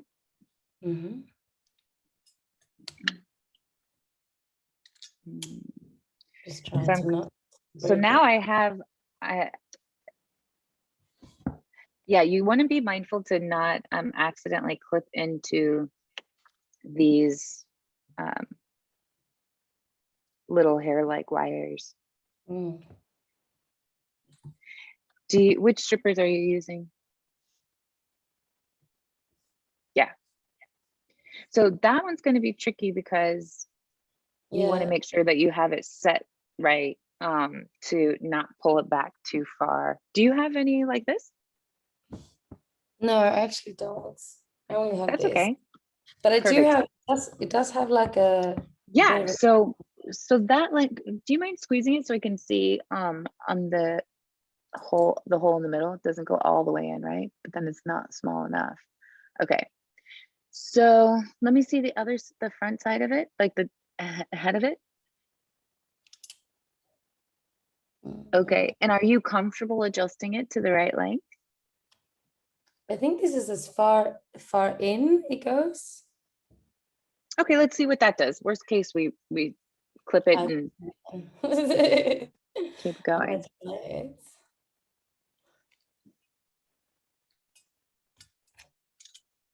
Did that work? Sometimes you got to do it kind of quickly for it to. Yeah. Okay. doing something. It's not.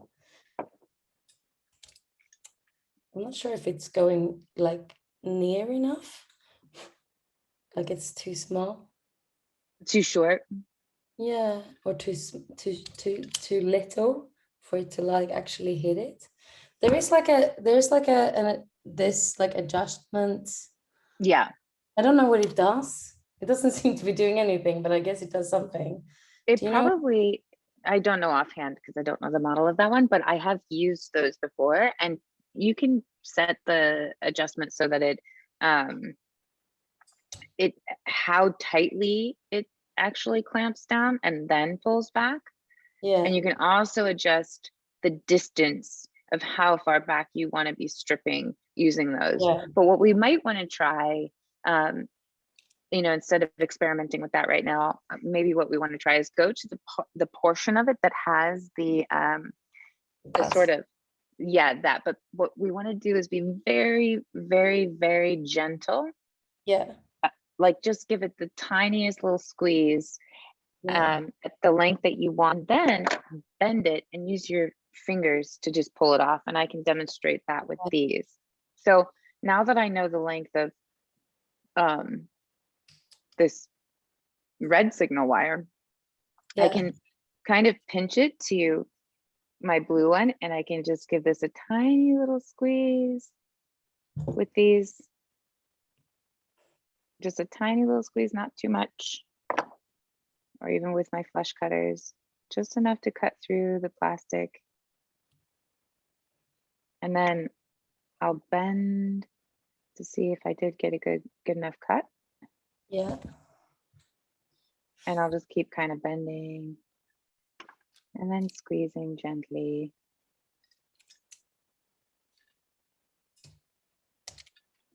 Until I can get it pulled off. Oh, see, I did it with my fingers. Amazing. Yeah, this is like really cheap cable. So like the plastic around is like really hard. Yeah, mine is too. So that's kind of cool because then you can bend it a little bit more and really once you start to see that copper. Yeah.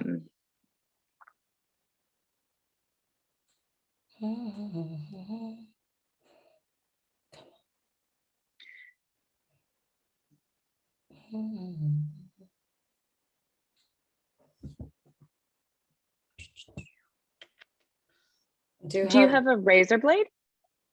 No, my partner does. He's a guitarist. He does have like lots of tools, but he was like, "I'm going to bed now. I'm not going to help you anymore." It's like, please. I know he's got more flush cutters. Yeah, I think that's what he's got. You know what? I might have to try and go and find them. No, we'll make it work. Here, let's see where you're at. Oh yeah, because it's such a small little. So stupid. It's like the plastic is so difficult to get through. You know what helps me sometimes is actually putting it down on a hard surface. So if you put the tool down on your bench and then take, whatever you have and then slide it in like this, you might find that you have an easier time of getting it. Could you see that okay? Yeah. Okay. I'm gonna give the actual stripper one more go and see if it works. Yeah. So I did test it earlier and it did work. I don't know why I'm being so why it's not working now. That's always how it goes, at least for me. Yeah. Come on. I wonder how it goes for everyone else. Oh yeah, Markela says, I might not be doing anything right now, but I'm really enjoying this. Linnea, you are doing great. You are. Moral support. I can't get the cable up. It's so embarrassing. It's not embarrassing, and it's better to take your time than it is to rush it. So please just take all the time you need. The goal here is to just get yours looking a little bit like this. Is that in focus? See. Yeah. This is just terrible.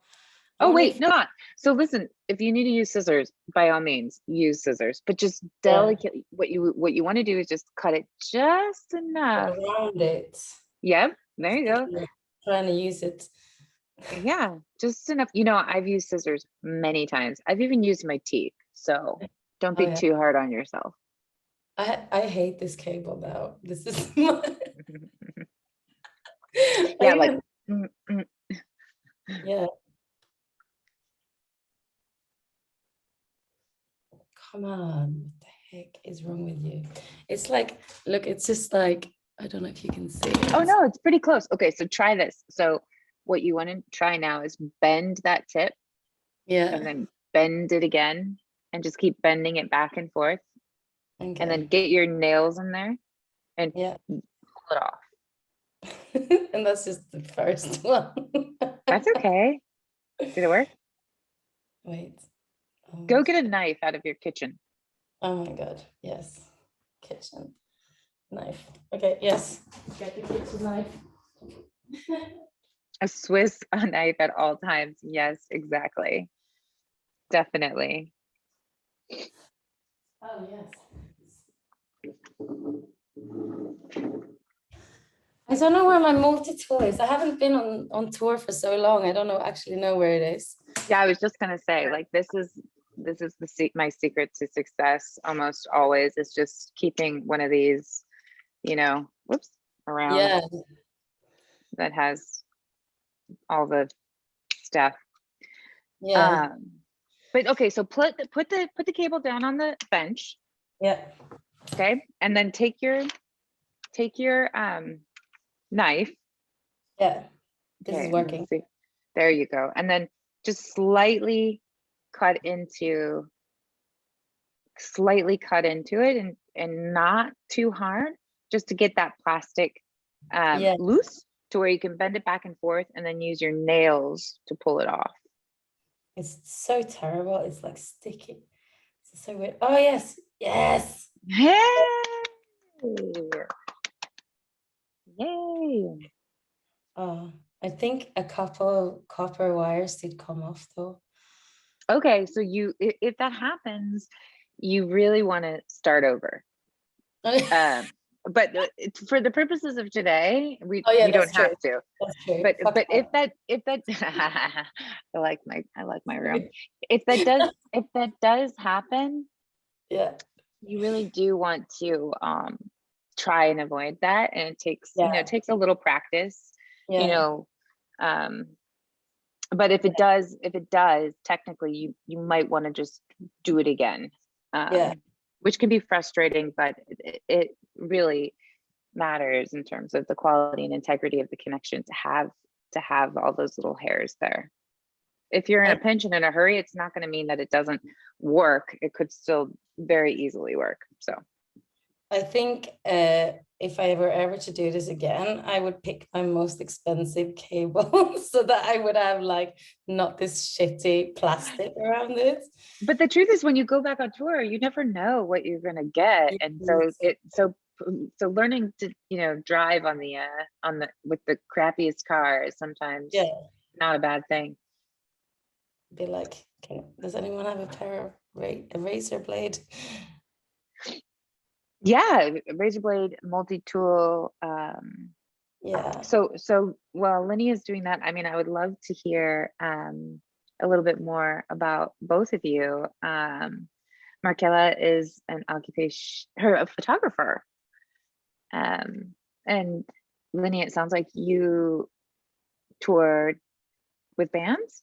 Yeah, so normally I work the most in a venue, and my colleague is the one who does all the maintenance because he worked there a bit longer than me. So I don't really need to, but I tour sometimes. And at the venue, are you running front of house? Yeah. Well, I run everything. It's tiny. It's tiny. It's like a 220 capacity. Oh, that's perfect. I love those kind of shows. They're so intimate and great. And but then that means that you're running monitors as well.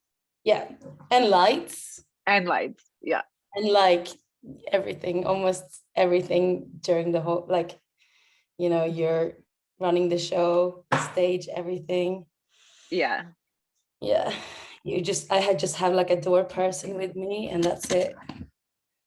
And but we're open normally, not now obviously, but normally we're open 7 nights a week. And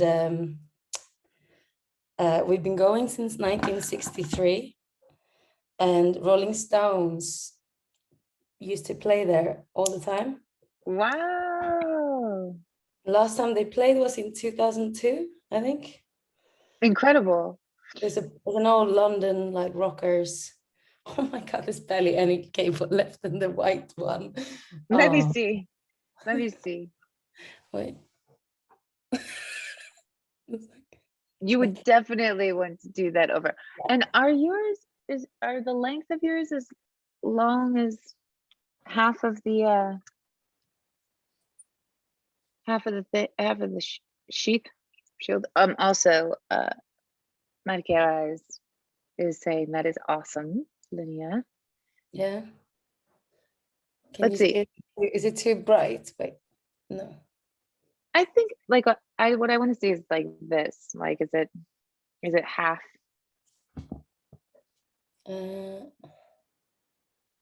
a little short. Yeah, it's about half. It might have gotten a little short.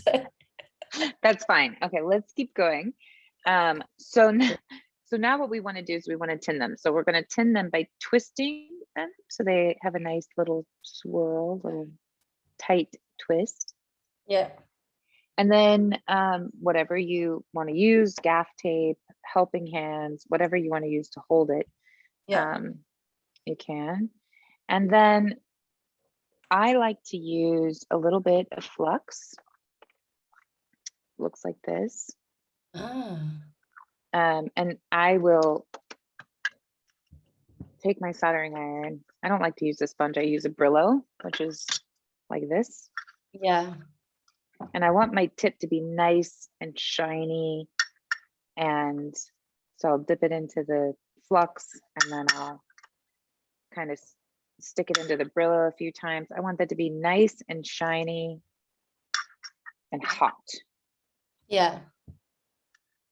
So once I get my iron tinned, then I'm going to be ready to, and I normally don't hold this like that, but yeah, see it.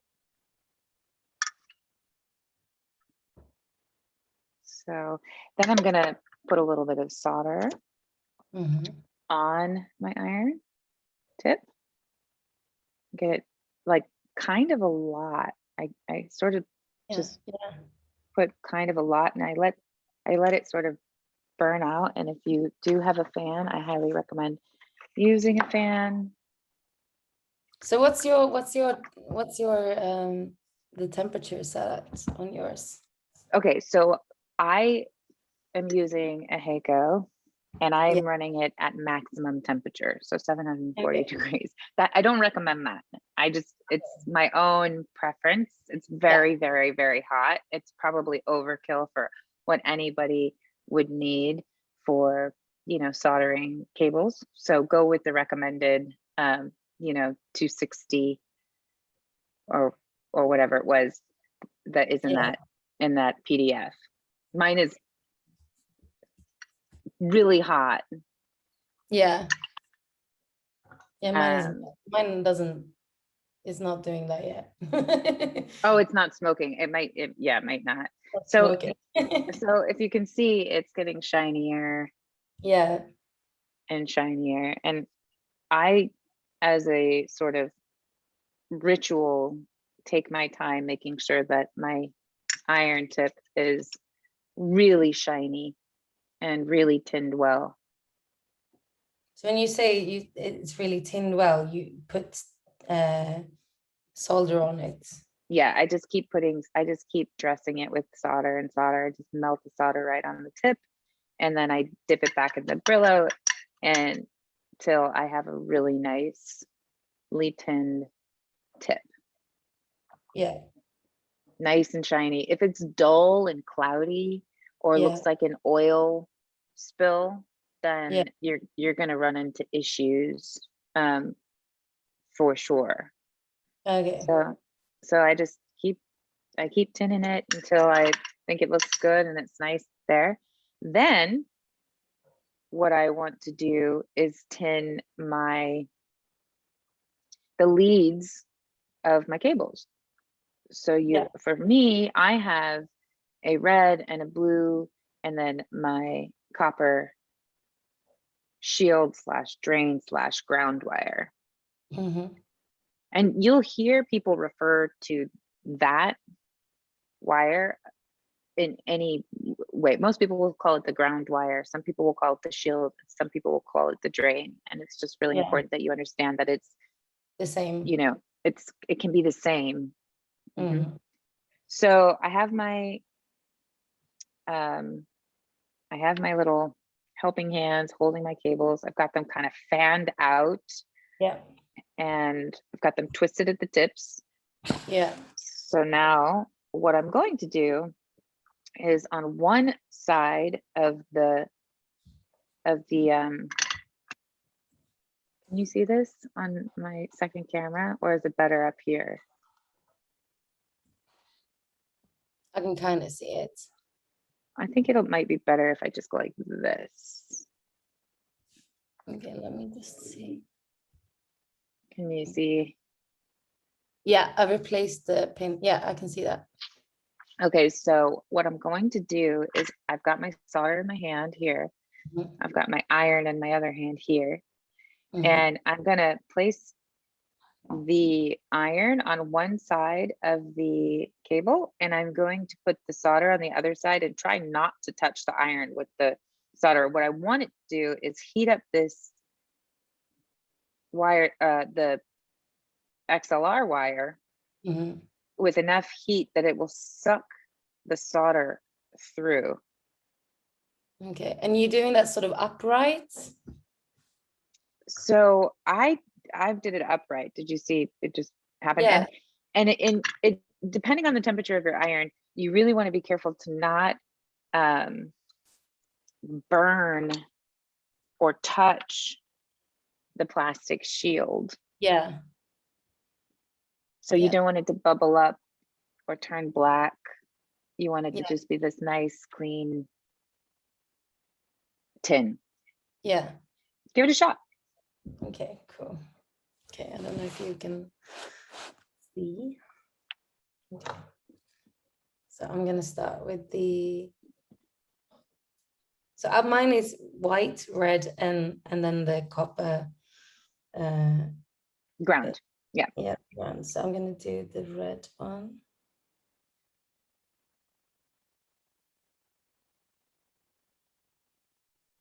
Nice. Come on.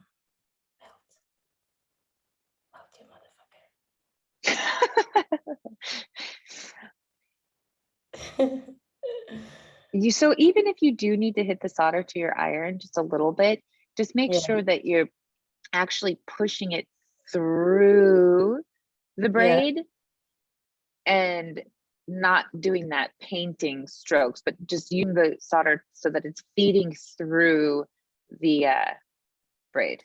Moving should I move the solder up and move down? the solder, not the iron. So if you want to check this out, I'll show you really quick on this one here. So I'm going to place my iron behind it, and I'm going to go ahead and touch my that was so quick. like I just went and it fed through. Did you do it on the top of it? Did you do it on the top of the cable? Did you put the solder on the top of the cable? Here, let me show you again on the ground one. Yeah. So let me just see if I can get in here real close so you can see. So let's see, can you see that okay? Yeah. Okay, so here it is right there. Okay, so when I'm in a hurry and I don't have the patience to wait for it to heat up properly, sometimes what I'll do, this is not the best practices, but I do it, is I'll put it there and then I'll feed the solder back and forth so I know it's actually getting all the way in. My iron never moves. Yeah. But your solder is. But my solder is going like this. Over the actual cable. Over the actual cable and then hitting the iron and kind of just delicately. Does that make sense? Yeah. Is that working? Wait, well.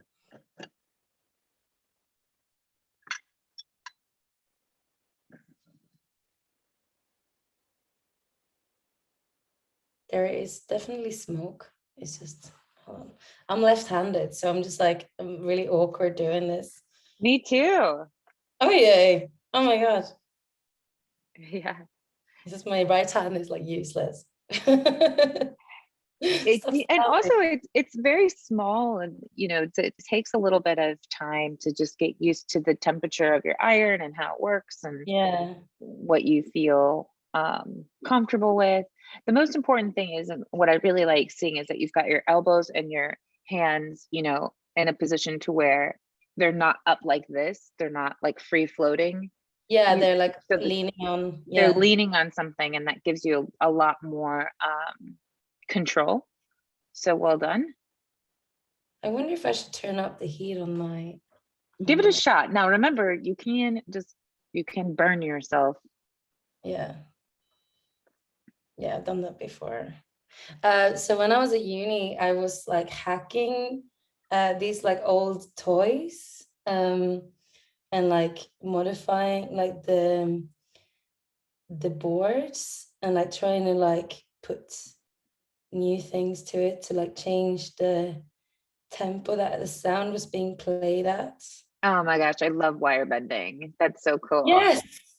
There's like a book. I can't remember what it's called now. Why aren't you? Markela, were you saying that it's better up the camera or it's better up the temperature? The camera. It's better like this. Okay, so I think it did it. It's not great. That doesn't look great. Let's have a look. Let's see. This is all great. Okay, let's see. It's a bit lumpy. No, let me see. Okay, so here's a trick. So a couple different things. Yes, it got a little too hot, so you can see that the plastic started melting, but that's not a deal breaker. Now, if you have a lump like that and you want it to come out, one trick is to let gravity be your friend. Gravity. And when you're tinning, do it down instead of up. Yeah. And then if you want to thin that out a little bit, do it again and just take your solder, here, and pull it down quickly and let it flow out and kind of drip down onto your mat or your bench. Okay. And that should the gravity will pull that solder down, and adding a little bit of extra solder will help it flow through and kind of get down to the tip of it. Yeah, I think that's what always like shocked me. I was like, that solder can like, because I never had I always used solder to desolder. Yes, exactly. Yeah, okay, so I think that's a bit better. Let's take a look.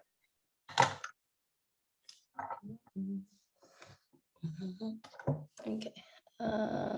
Yeah. That's fantastic. So go ahead and tin. Did you tin? I can't tell if you tinned your ground wire. I did not. This is snail tempo. This is snail tempo. No, it takes, people think that it should be fast, but it takes about 4 points an hour. Yeah. I mean, really. What's the quickest you can solder an XLR, you think? Me? Yeah. I don't know. I'd have to time myself, honestly, and everything would have to just go just right. I think if conditions were perfect, yeah, I can I've soldered 32 channels XLR, both ends of a snake in 4 hours. Yeah.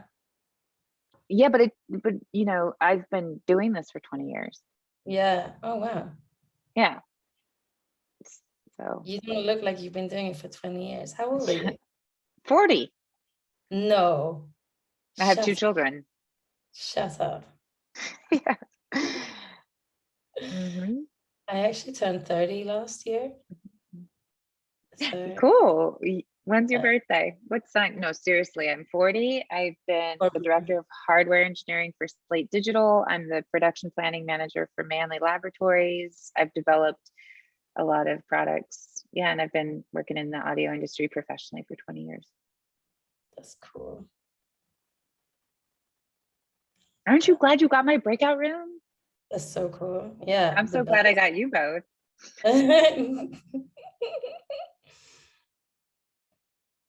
So, okay, so you just turned 30. Yeah. When was your birthday? November. So I'm Scorpio. Cool. Yeah. Markela, feel free to share or not share. It is not mandatory. Huh? I was just saying, she's, okay, Markela says she's 35 and she just took my sound engineering certificate and I feel like my education is half-assed. Oh, well, I'm so glad that you found SoundGirls. There's such a wonderful community of, you know, recording engineers, live sound engineers, and techs and everything in between. So yeah. if you ever want to, if either one of you ever want help with anything, technical or otherwise, or even friendship, you can always message me. I'm going to put my email here for you. Oh, that's cool. I'm actually blogging for SoundGirls at the moment. Oh, cool. Yeah. Okay, so it's not like the whole thing where it's like when I'm holding it on the back of the cable, that doesn't seem to do anything to my solder, like okay, wait. all. So let me see what your setup is over there. Is the cable pointing up or pointing down? Because we definitely want gravity to work for us on the tinning here. Yeah. There we go. Okay. And then my arm is getting a bit twisted. I just need to twist it back in a bit. Wait, which way? You piece of shit. You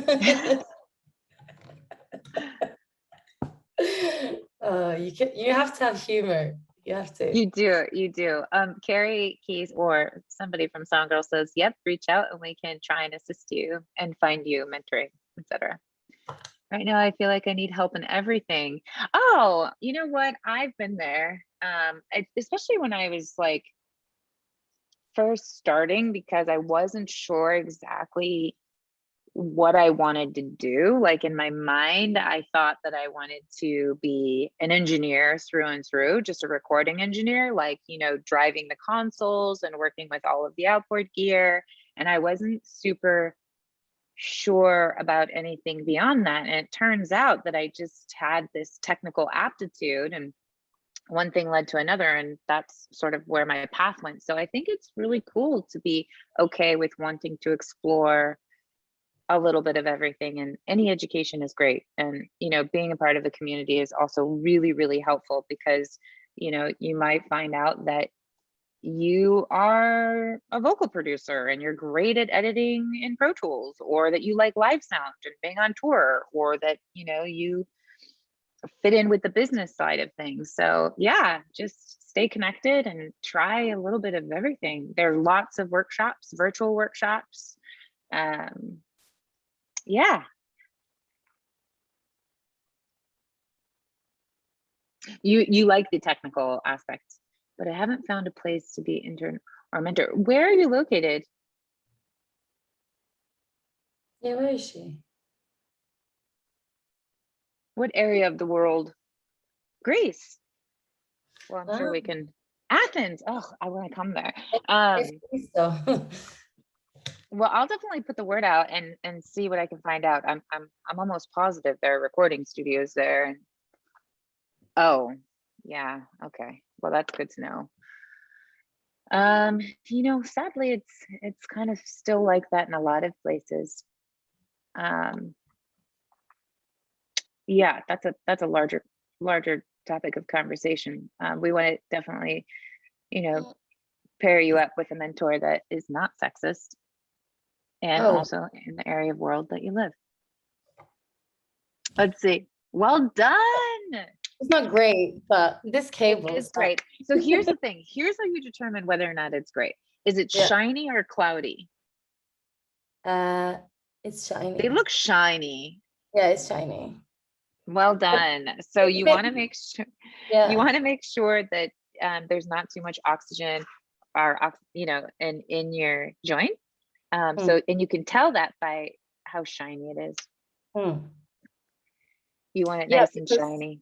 Because the other end, which I didn't desolder yet, the old connection is really bad, cloudy, like really ugly and cloudy, and just looks absolutely horrible. So let's do the side that you have desoldered. Let's take a look at your connector now before we go any further. Yeah. The connector, are those all shiny? The ones that you're going to be soldering into. I lost it. Where is it? Where are you going? Oh yeah, you're attached to this. This part. Wait. Yeah, those look pretty shiny. Do you have any flux? No. Okay, it's not necessary.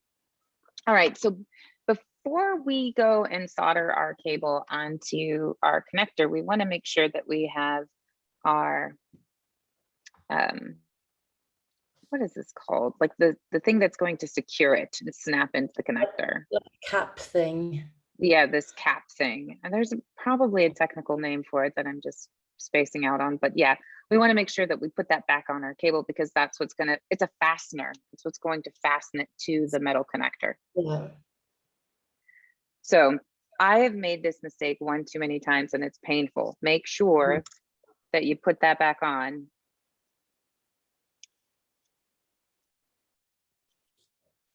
And then just for the purposes of demonstration, I'm going to go ahead and put this heat shrink on as well. That's a little too big.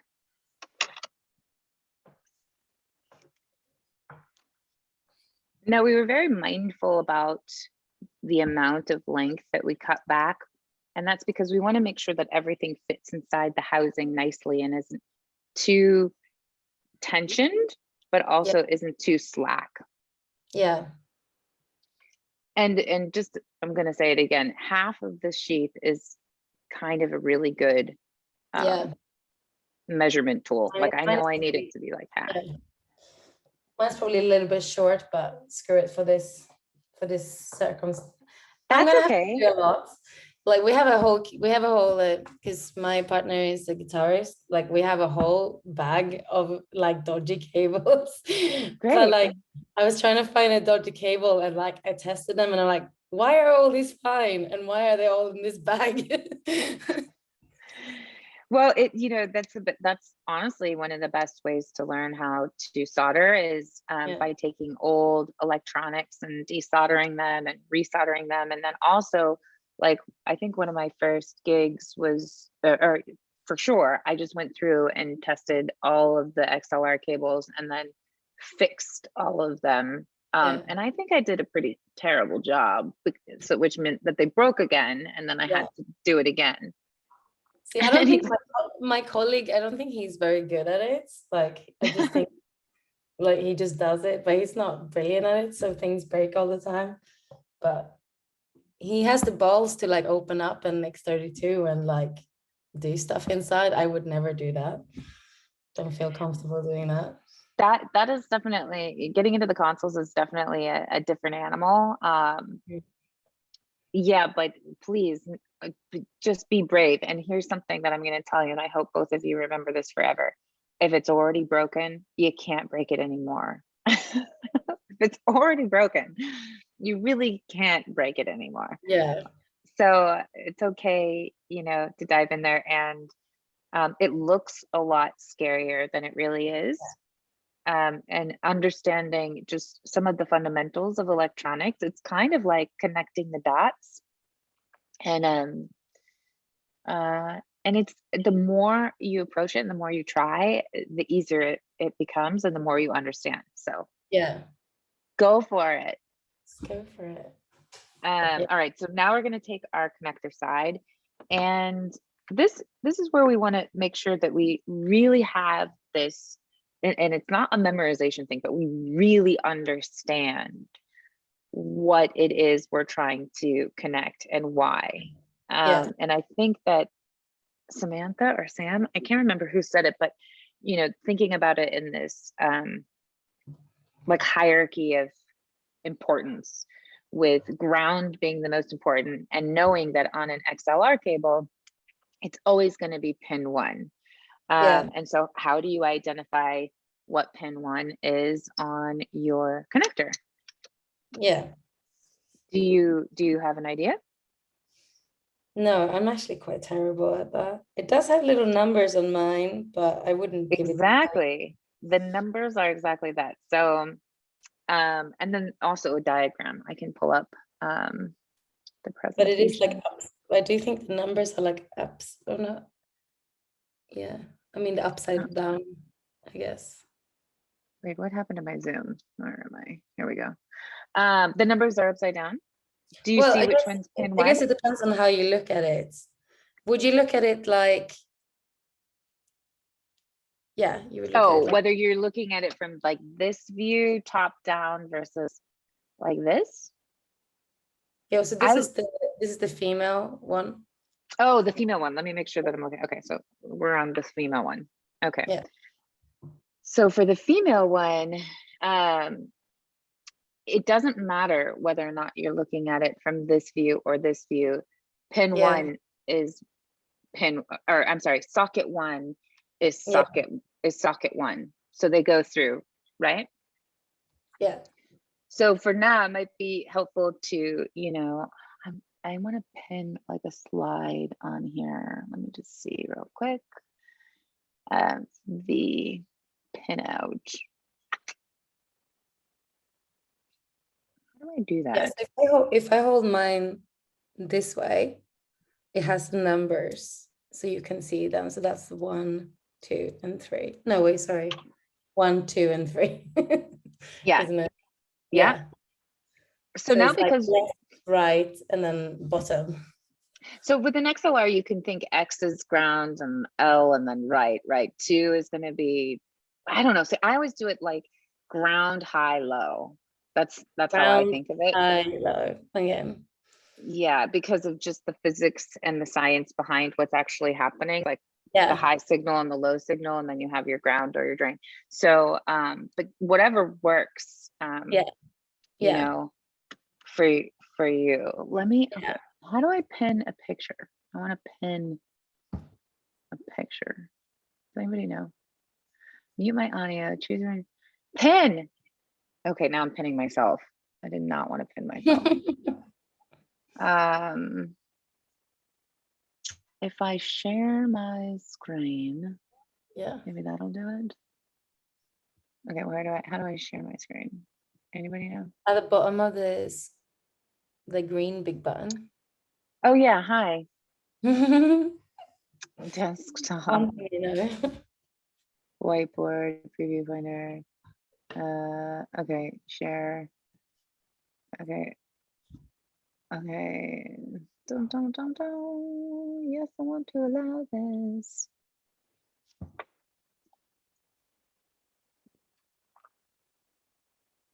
Okay. Let's see here. Let me try this again. Desktop 1. Share. Oh. Sorry, everyone. Okay, so I will figure that out while you're working on this. Let's keep going for now, and then I'll get the pin out there for you. But yeah, so typically, I mean, sometimes in a dark venue or something, you're not going to be able to see it. So it's really wise to just learn them, both on the socket side and on the pin side. Yeah. This is going to be one of the most handy things to have in your memory bank. Yeah. And not all places have the same, but the majority do, where 1 is ground, 2 is high, and 3 is low. So you have to determine on your color coding of your cable, which one is the high and which one is the low. And different companies, different countries, different places will say white is, high or low, or sometimes even ground. Some people will say hot. You'll hear people refer to the high side of things as the hot side of things. You'll hear people say things like this place or this venue or this studio is pin 2 hot. And that's just letting you know that the high signal is on pin 2. And then your ground or shield or drain is pin 1. And then your low signal is pin 3. So I have red and blue, and traditionally people will consider the red cable the high signal cable. Is that number 2? Yeah. Number 2. Mm-hmm. Yeah. So yours is white, clear, and copper, right? Yeah. So if I look at the other one, I think, I don't know. Yeah, if you look at the other side, let's take a look at the one that is still soldered. Yeah, so I think on the other side, 1 is the copper. Yeah, so that's the ground or whatever, shield. And then 2 is the white one. Okay, so white is your hot or your high. And then 3 is the red one. Oh, there's a red one. So 3, wow, that's very confusing. I would have not thought that 3 would have been red, but no, I wouldn't have either. That is a very smart way to check, especially if you're only repairing one side. Look at the other side and just verify with your eyes that the color code matches what you expect it to be, because it's not always the same. And then the other thing, what happens if you do it the other way around? If you on both sides, nothing, because at the end of the day, it's 1-to-1. If both sides match, if your pin 2 is white on one side and your pin 2 is white on the other side, no problem. If you swap them, what you're doing is reversing the polarity, and you're going to run into phase issues, and you're going to run into some wacky stuff that could bite you. Yeah, it can definitely cause some problems in the way that it sounds, both live and recording wise. For example, I worked at a recording studio as the chief technician at the Village Studios for some years here in Los Angeles. And when I started there, half of the cables were still wired pin 3 hot, and some of the multi-track panels were also wired pin 3 hot, because before there was a standard, it was just to each his own. So when we were doing these large surround mixes, we would find that like the left surround happened to be on one of these multi-track panel channels that had never been swapped. And so when the director and the composer and everybody would get to the sound stage to play it back after having mixed it in our rooms, there would be all of these weird phasing issues, and it was just a nightmare. I thought for sure I was going to be fired. So it's really important that you understand not to swap those and to double check both sides of your cables. And then also it's not a bad thing to ask, like, the on-site tech or maintenance person of any venue you're working at, like, what's up with the high and low and the ground, and is everything solid, and for safety purposes and for signal purposes. It's totally reasonable to ask. Okay, so let's get into the soldering part. As a whole other seminar as well. oh yeah, sure. I'm supposed to still share my screen. Okay, it's just that my system preferences aren't set up right, so I gotta navigate this a little bit. Open system preferences to grant access.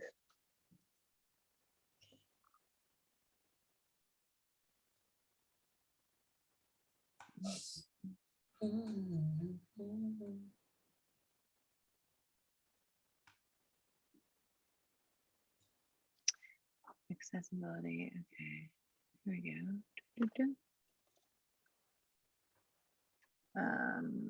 Zoom.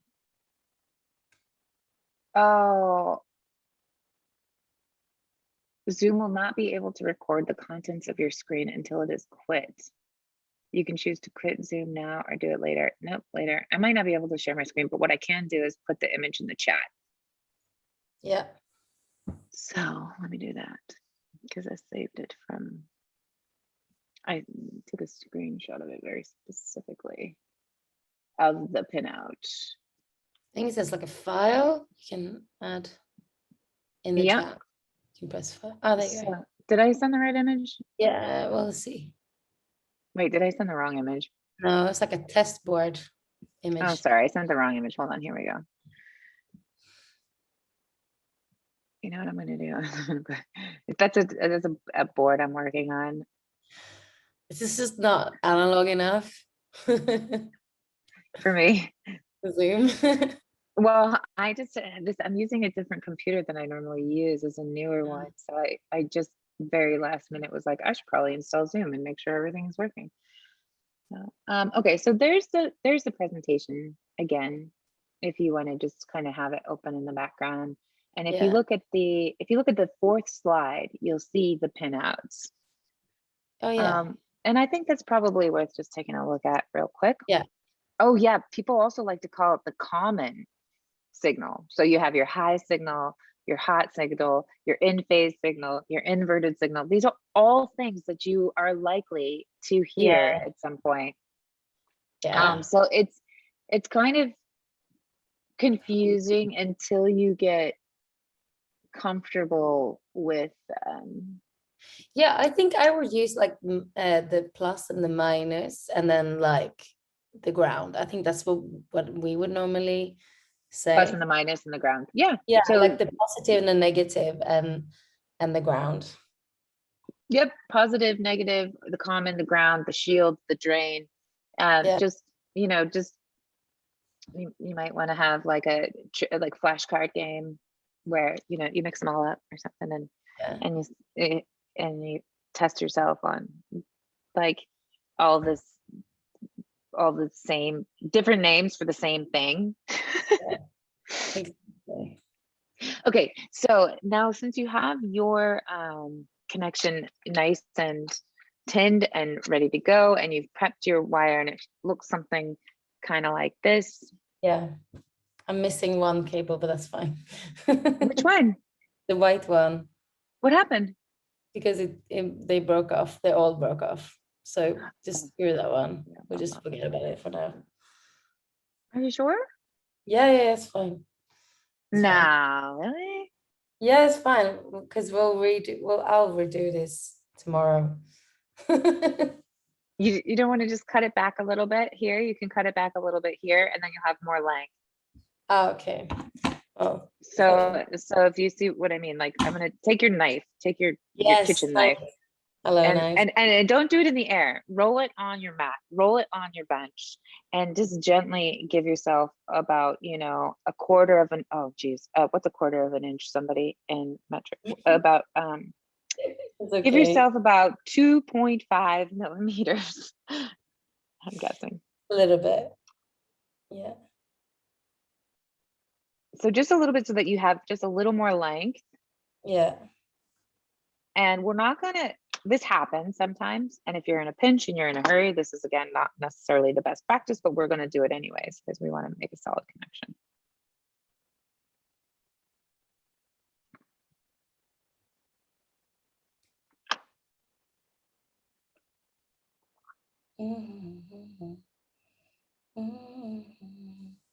Back to cutting cables.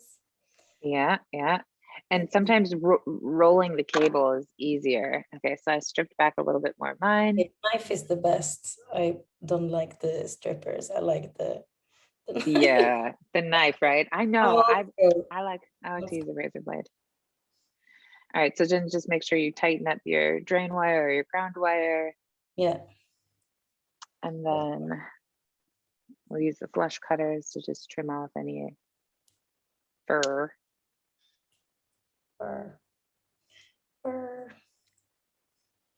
It's cold in here. Must be some stars in the atmosphere. Da, da, da, da, da. Da, da, da, da, da. So I've got to desolder this one so I can show you. That's cool. Da, da, da, da, da. Da, da, da, da. Oh my God, how old is this cable? It's the beginning of time. Oh man. Oh dear. Stop doing it.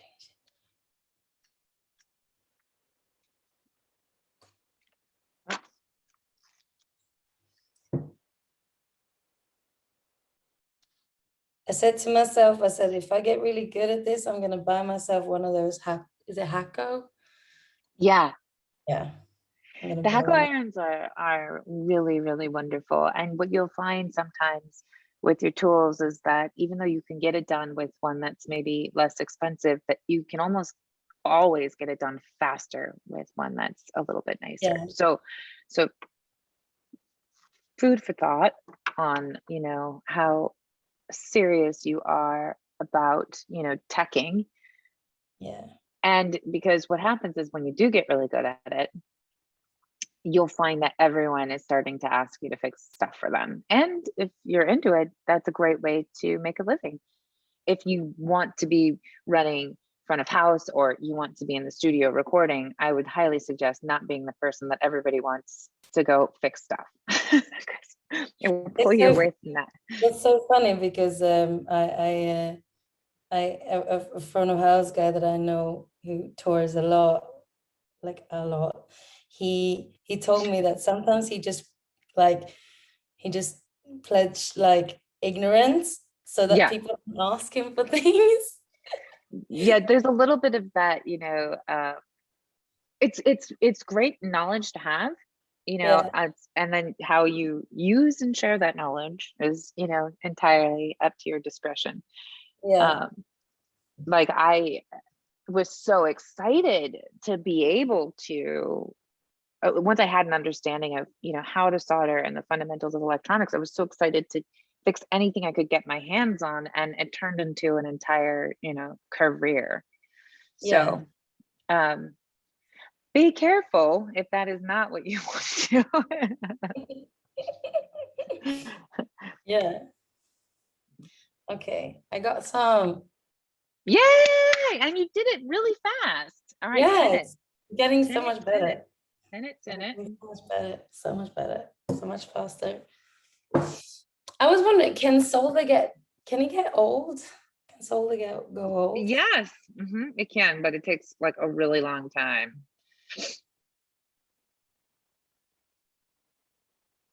I mean, I don't even actually know how long it lasts, like a very, very long time. Yeah. Oh, that was really quick as well. Look at me. There you go. There you go. All right, so now this technique is different for everyone, and you may not have a vise or something that will hold your connector the way you want it to. And again, my trick is to take an already existing cable on the plug side and then use that if I don't have a vise. So but you have a clip there, so it's up to you. But I just want to show you this trick, you know, real quick because it's a handy one.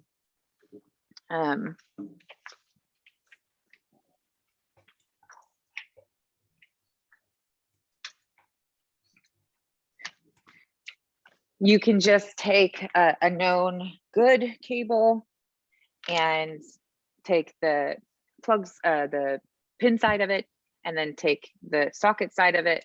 And now you have something that gives you some thermal relief to protect you from overheating it, because it's now gonna go through all of this. as well as, taking your gaff or whatever and having something to be able to just sort of get hanging. Yeah. Ta-da! Maybe more gaff. Amazing.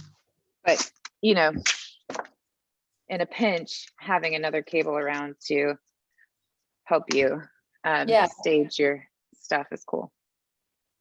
That's why I got this one, because I was like, it's useful, I think, with these, because I remember that being a pain when I stumbled in the past, just to have like something to hold them in place. Yeah. Can't always trust your hands to be super steady. So Right. I'm really liking what I have going on here.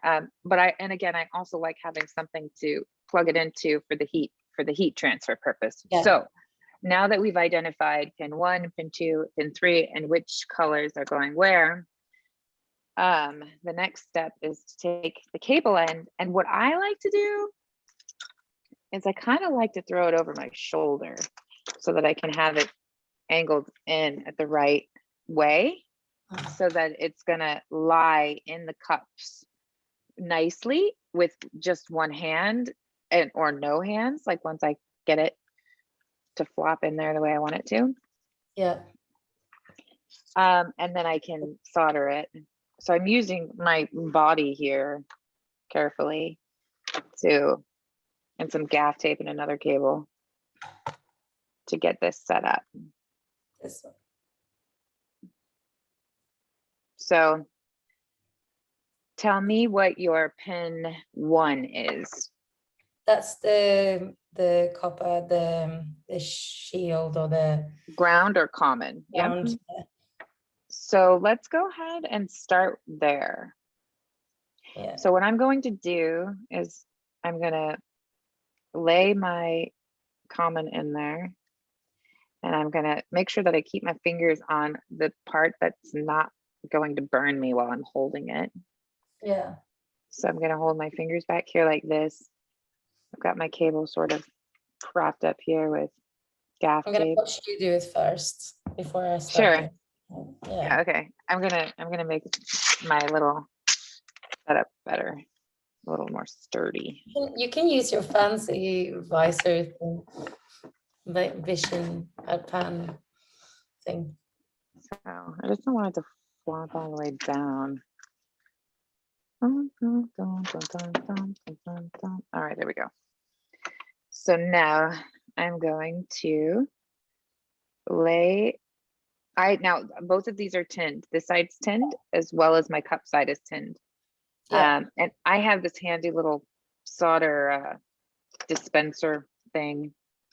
If you don't, you can also do a trick where you just you set it up so that you have exactly what you need, and you just kind of bend it. Yeah. So that I can get it. I can just kind of move it in to where I want it to be. And since there already is a little bit of solder on both of these, I'm just going to heat up the cup just a little bit so I can get that solder nice and hot. And then I'm going to slide my signal cable in there. Mm-hmm. So until they both become one. Yeah. Now, I haven't added any solder yet, but I just wanted to get it in there and connect it. I can tug on it and it's there. Yeah. So that's the first step. Just get it tacked in there. Yeah. Okay. And then what I'm going to do is I'm going to do the same thing with the other two so that they all kind of help hold each other up in the right direction. Okay. Now, does it matter, like, should it be upright, the connector? This is why, well, I do it upright and then I put it on my shoulders so that the cables go in at this angle. Yeah. At this sort of up. You have so much more technique like than I ever used. It's amazing. Okay. And then you hold the solder to to the cup first to warm it up, and then I slide not too much pressure because I don't want it to fray, but I sink in the ground, and then I keep the iron there so that they both start you know, welding together. I forget what the technical term is.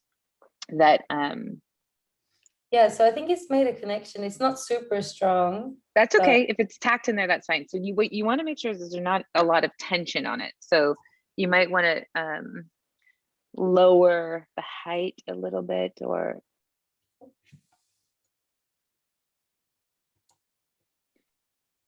you don't want too much tension. Yeah, the arm. Yeah, you don't want too much tension on that because it's not you don't want to bend it. Oh no. Yeah, this arm isn't super stable. So you've got it. Just throw that cable behind your shoulder. There you go. All right. And then maybe let the arm go down a bit lower to your bench. Just go ahead and let it fall a little bit lower. Yeah. Just there. Yeah, a little bit lower. Yeah. Yeah. That works. Does that work for you? It just sort of falls. Is it too hard to see? If it's that low? No, that's good. It's good. Yeah, that's better. Yeah. Okay, so then now go ahead and do the same thing with your other two, and then we're going to go back and add solder to each one of those joints to really secure them. But first we want to tack those on. Okay.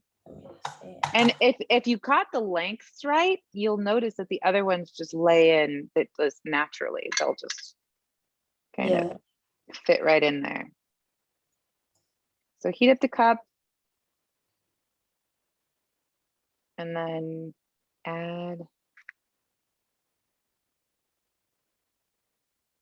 the cable. This one doesn't. And if your cup doesn't have enough tinning, like if it's not warming up, you can add just a little bit of solder.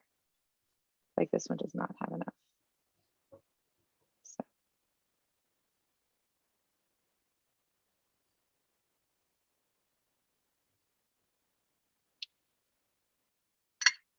And I want to make when I'm doing this, I want to make sure that the amount that I stripped back on each of my cables is measured with the cup, so that I have no extra wire between the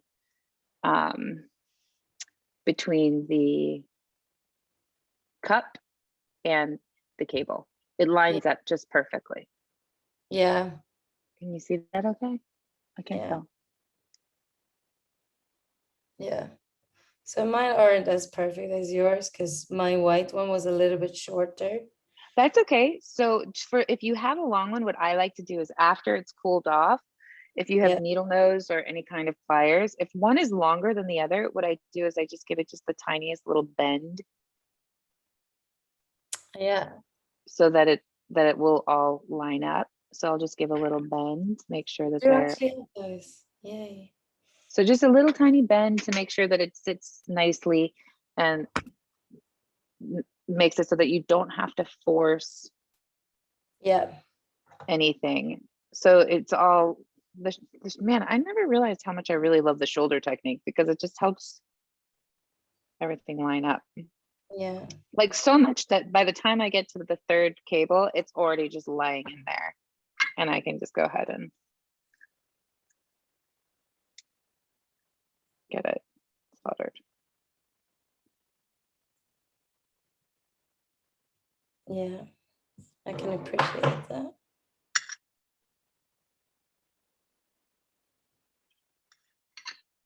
So once they're all tacked in, they're just kind of, mine aren't super shiny. They don't have a lot of solder on them yet. They're just kind of tacked in there. It's a connection. I'm going to go back and add solder so that they look like nice little shiny pillars. Not too much and not too much heat, but just enough to where I know that it's secure, like a little Hershey kiss.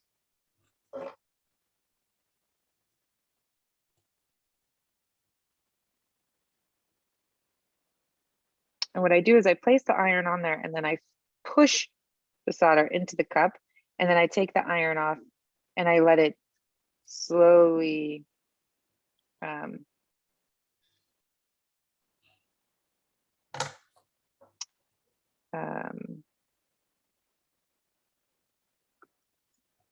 finish doing what it's doing.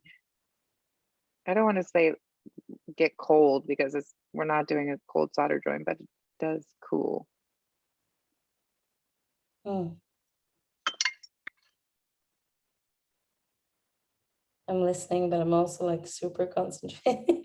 Yes, stay concentrated. And really, really, you just want to make sure that you don't hit the plastic with the iron because it'll melt. And okay. Okay, so they're all connected. And then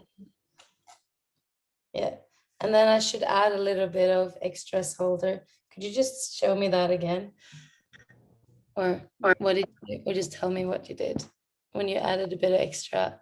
So can you see here? So once I had them all tacked in, I can show you again. Can you see this?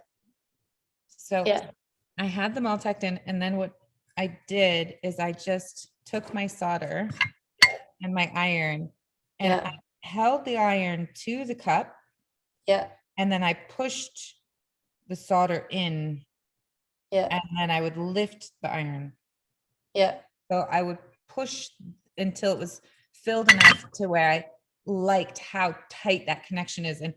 And then one thing that's worth mentioning is look at how flush the top of the cable is to the So where did you hold, if you show just your finger, where did you hold the solder? Okay, now they're working. Yeah. Amazing. If you could just point, like, where did you hold the solder when, and where did you hold the iron? Yeah.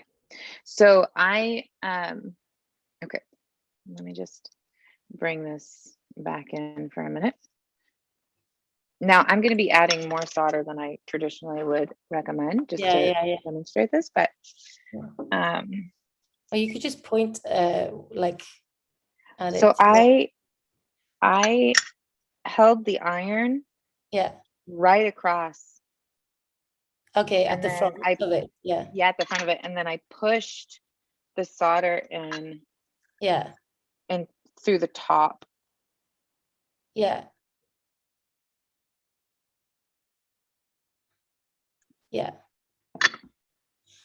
Oh, but I moved. Try not to move. Yeah, because if you move, then they come undone, right?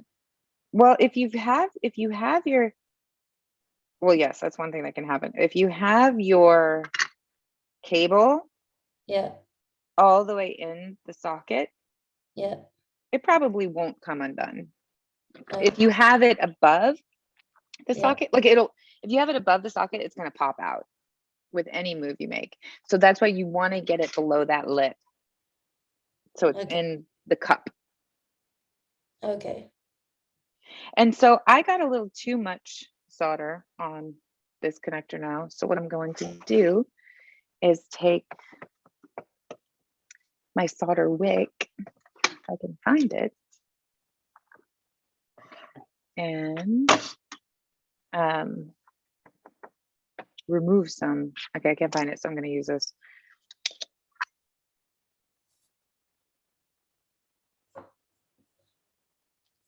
Try again.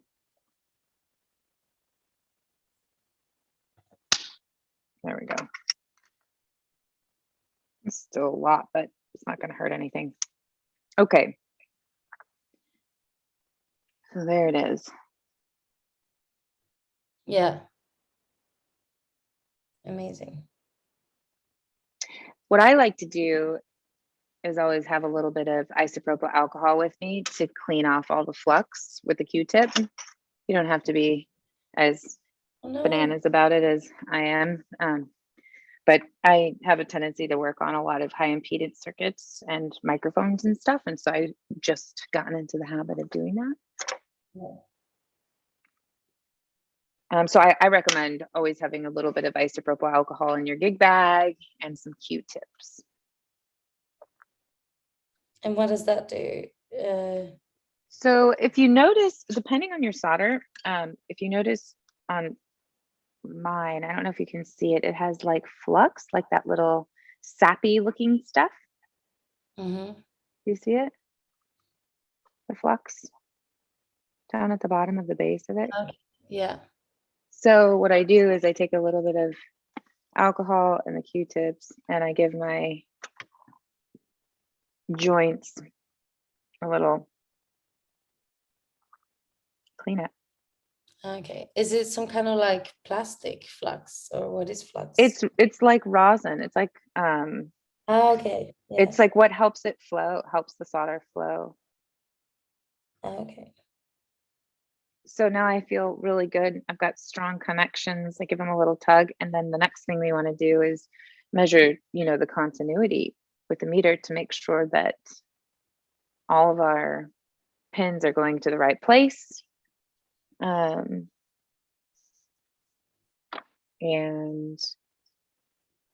there's actually another step here on mine because I decided to add the heat shrink. So when you're ready to see what that's all about, I'm happy to show you. Yeah. Hey Erika, it's Barb. I'm just dropping in because I finished with my group and I'm just trying to see where you guys are. We're about to do continuity, just slide I would say we're like 5 minutes max. All right, cool. I know Danielle was just wrapping up. I think her group is heading back into the main room. And so we just leave the room to go into the main room? Yeah, so if you hit leave room, it'll say go leave breakout room and just to go back to the main room. Okay, cool. You know what we'll do is I'll do a real quick wrap up here because we've actually soldered and joints are great. So it's really just about reassembly. So we can wrap it up in a minute or two. And Barb, do you mind checking with Samantha and Tori?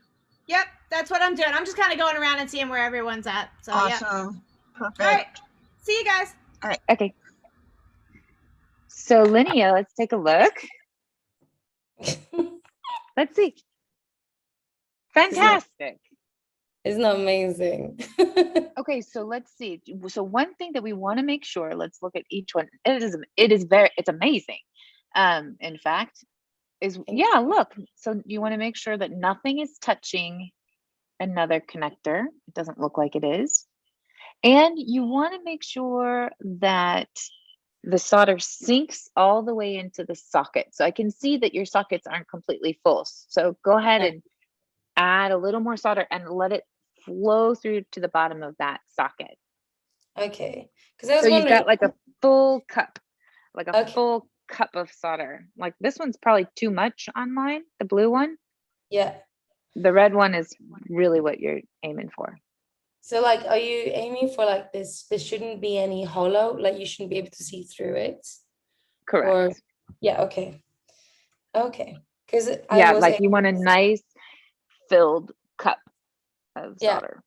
It's so difficult to see, but yeah, I get it because it was when I took it apart, it was hollow. So I don't know. Some manufacturers will save on money by making a solid connection and not using extra solder. I've seen it, especially on cheaper cables. It's good practice to go ahead and use the extra solder to fill the cup so that connection is just really strong. Yeah. Because it'll probably still work, but over time and tugging and use, it just doesn't have as much integrity, structural integrity. Okay, so the problem I have is that it disconnects when I put more solder in. It just pops out, right? Yeah. So that's why I like to use the shoulder, because if your cable is lying in it and it being, kind of held in place that way, or your helping hands or gaff or whatever, and then using the other cable for stability, so that it just stays in place. Yeah. It's very helpful. I think it's because my cables are like a little bit uneven length, because I should have made it a bit shorter, I think. I guess I could. No, fuck it. But yeah, I will be more like paying it in the future. I will pay more attention to those details to get it right. Well, it'll last longer. Okay, so we're gonna wrap up. I just want to show you a couple things and then obviously practice. But I do want to just show you the heat shrink real quick and the final assembly. Do it. Okay, so the heat shrink I put on before. Yeah. So it looks like this. And now I'm going to slide it halfway between the wires and the fastener, insulation. Yeah. Oh, What? yeah. Was it fastener? No, that's sorry. So I'm gonna put it there, and then hopefully my heat gun is plugged in. Is it plugged in? If not, you can always use matches or lighter. Basically, you need some hot air on there to shrink it. Hold on, let me see. So, for the purposes of this, oh look, we can see her. What? We can see her. Oh, yay! Nice to see you. Okay, so for the purposes of this, I'm going to use matches. Let's see how this goes.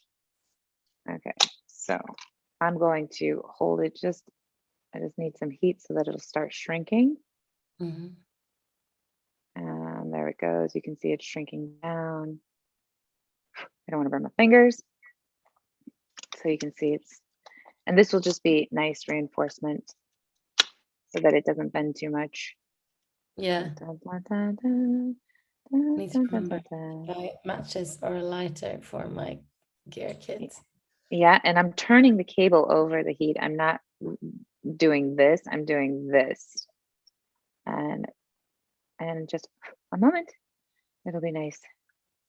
Strain relief for my XLR cable. Amazing. And then I'll slide my sheet so that it lines up with the right. Yeah, the two like. Way. Yeah, the two little lines. And then you'll take your housing. No. Housing, yes. And you'll slide it in. And then you'll finish by securing it with the fastener. Screw it in. So now the one thing that we didn't really get to talk about, but is really important, is checking your continuity. So yeah. The way that you do that is if you look at your meter, there's like a thing that looks like a little Wi-Fi symbol. Wonderful. Do you see the thing that looks like a little Wi-Fi signal? It's got the little lines that look like they're propagating out, like a little. Do you see that? Is it this one? Exactly that one. Yes. So you want to go ahead and turn the dial to that.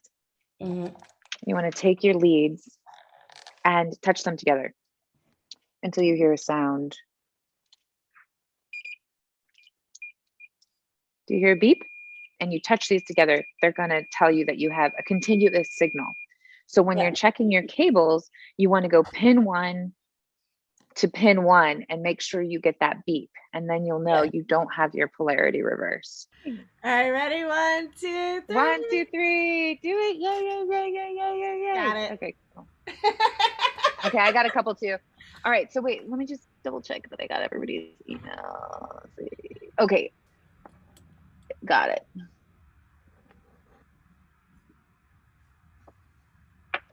Oh gosh, I think my back's broken.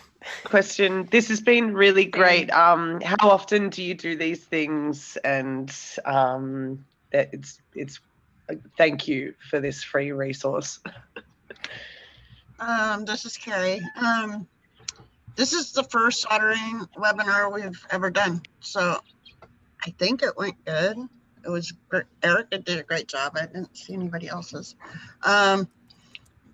We'll probably, I don't know, we'll brainstorm and come up with some more. And if you guys have ideas, feel free to email them and we can try to put them together. And then we have a couple webinars coming up on different, not any hands-on stuff, but we're doing a webinar on audio restoration coming up.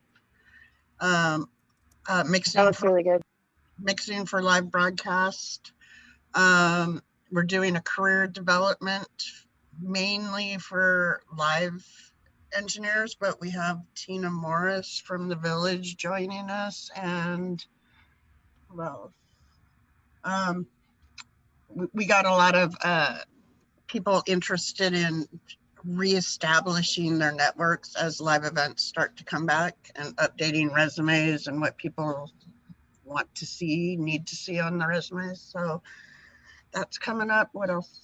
A Telefunken virtual tour of their labs. So yeah. Oh yeah, Carrie, when is that? The Telefunken, I think it's, I want to say it's May 2nd. In May, okay. But I I'm not. I missed it, and I'm glad to hear that I didn't. I think it's May 2nd, but I'm not positive, so I'll look on the don't hold website. me. But everything's on the website, so feel free. All right. Well, it was nice seeing everybody's faces. Yeah. Thank you, everybody. Cool. Thank you. Thank you. Thank you. Stay safe. So much. Bye, guys. Thank you. Bye. Thank Thank you. you.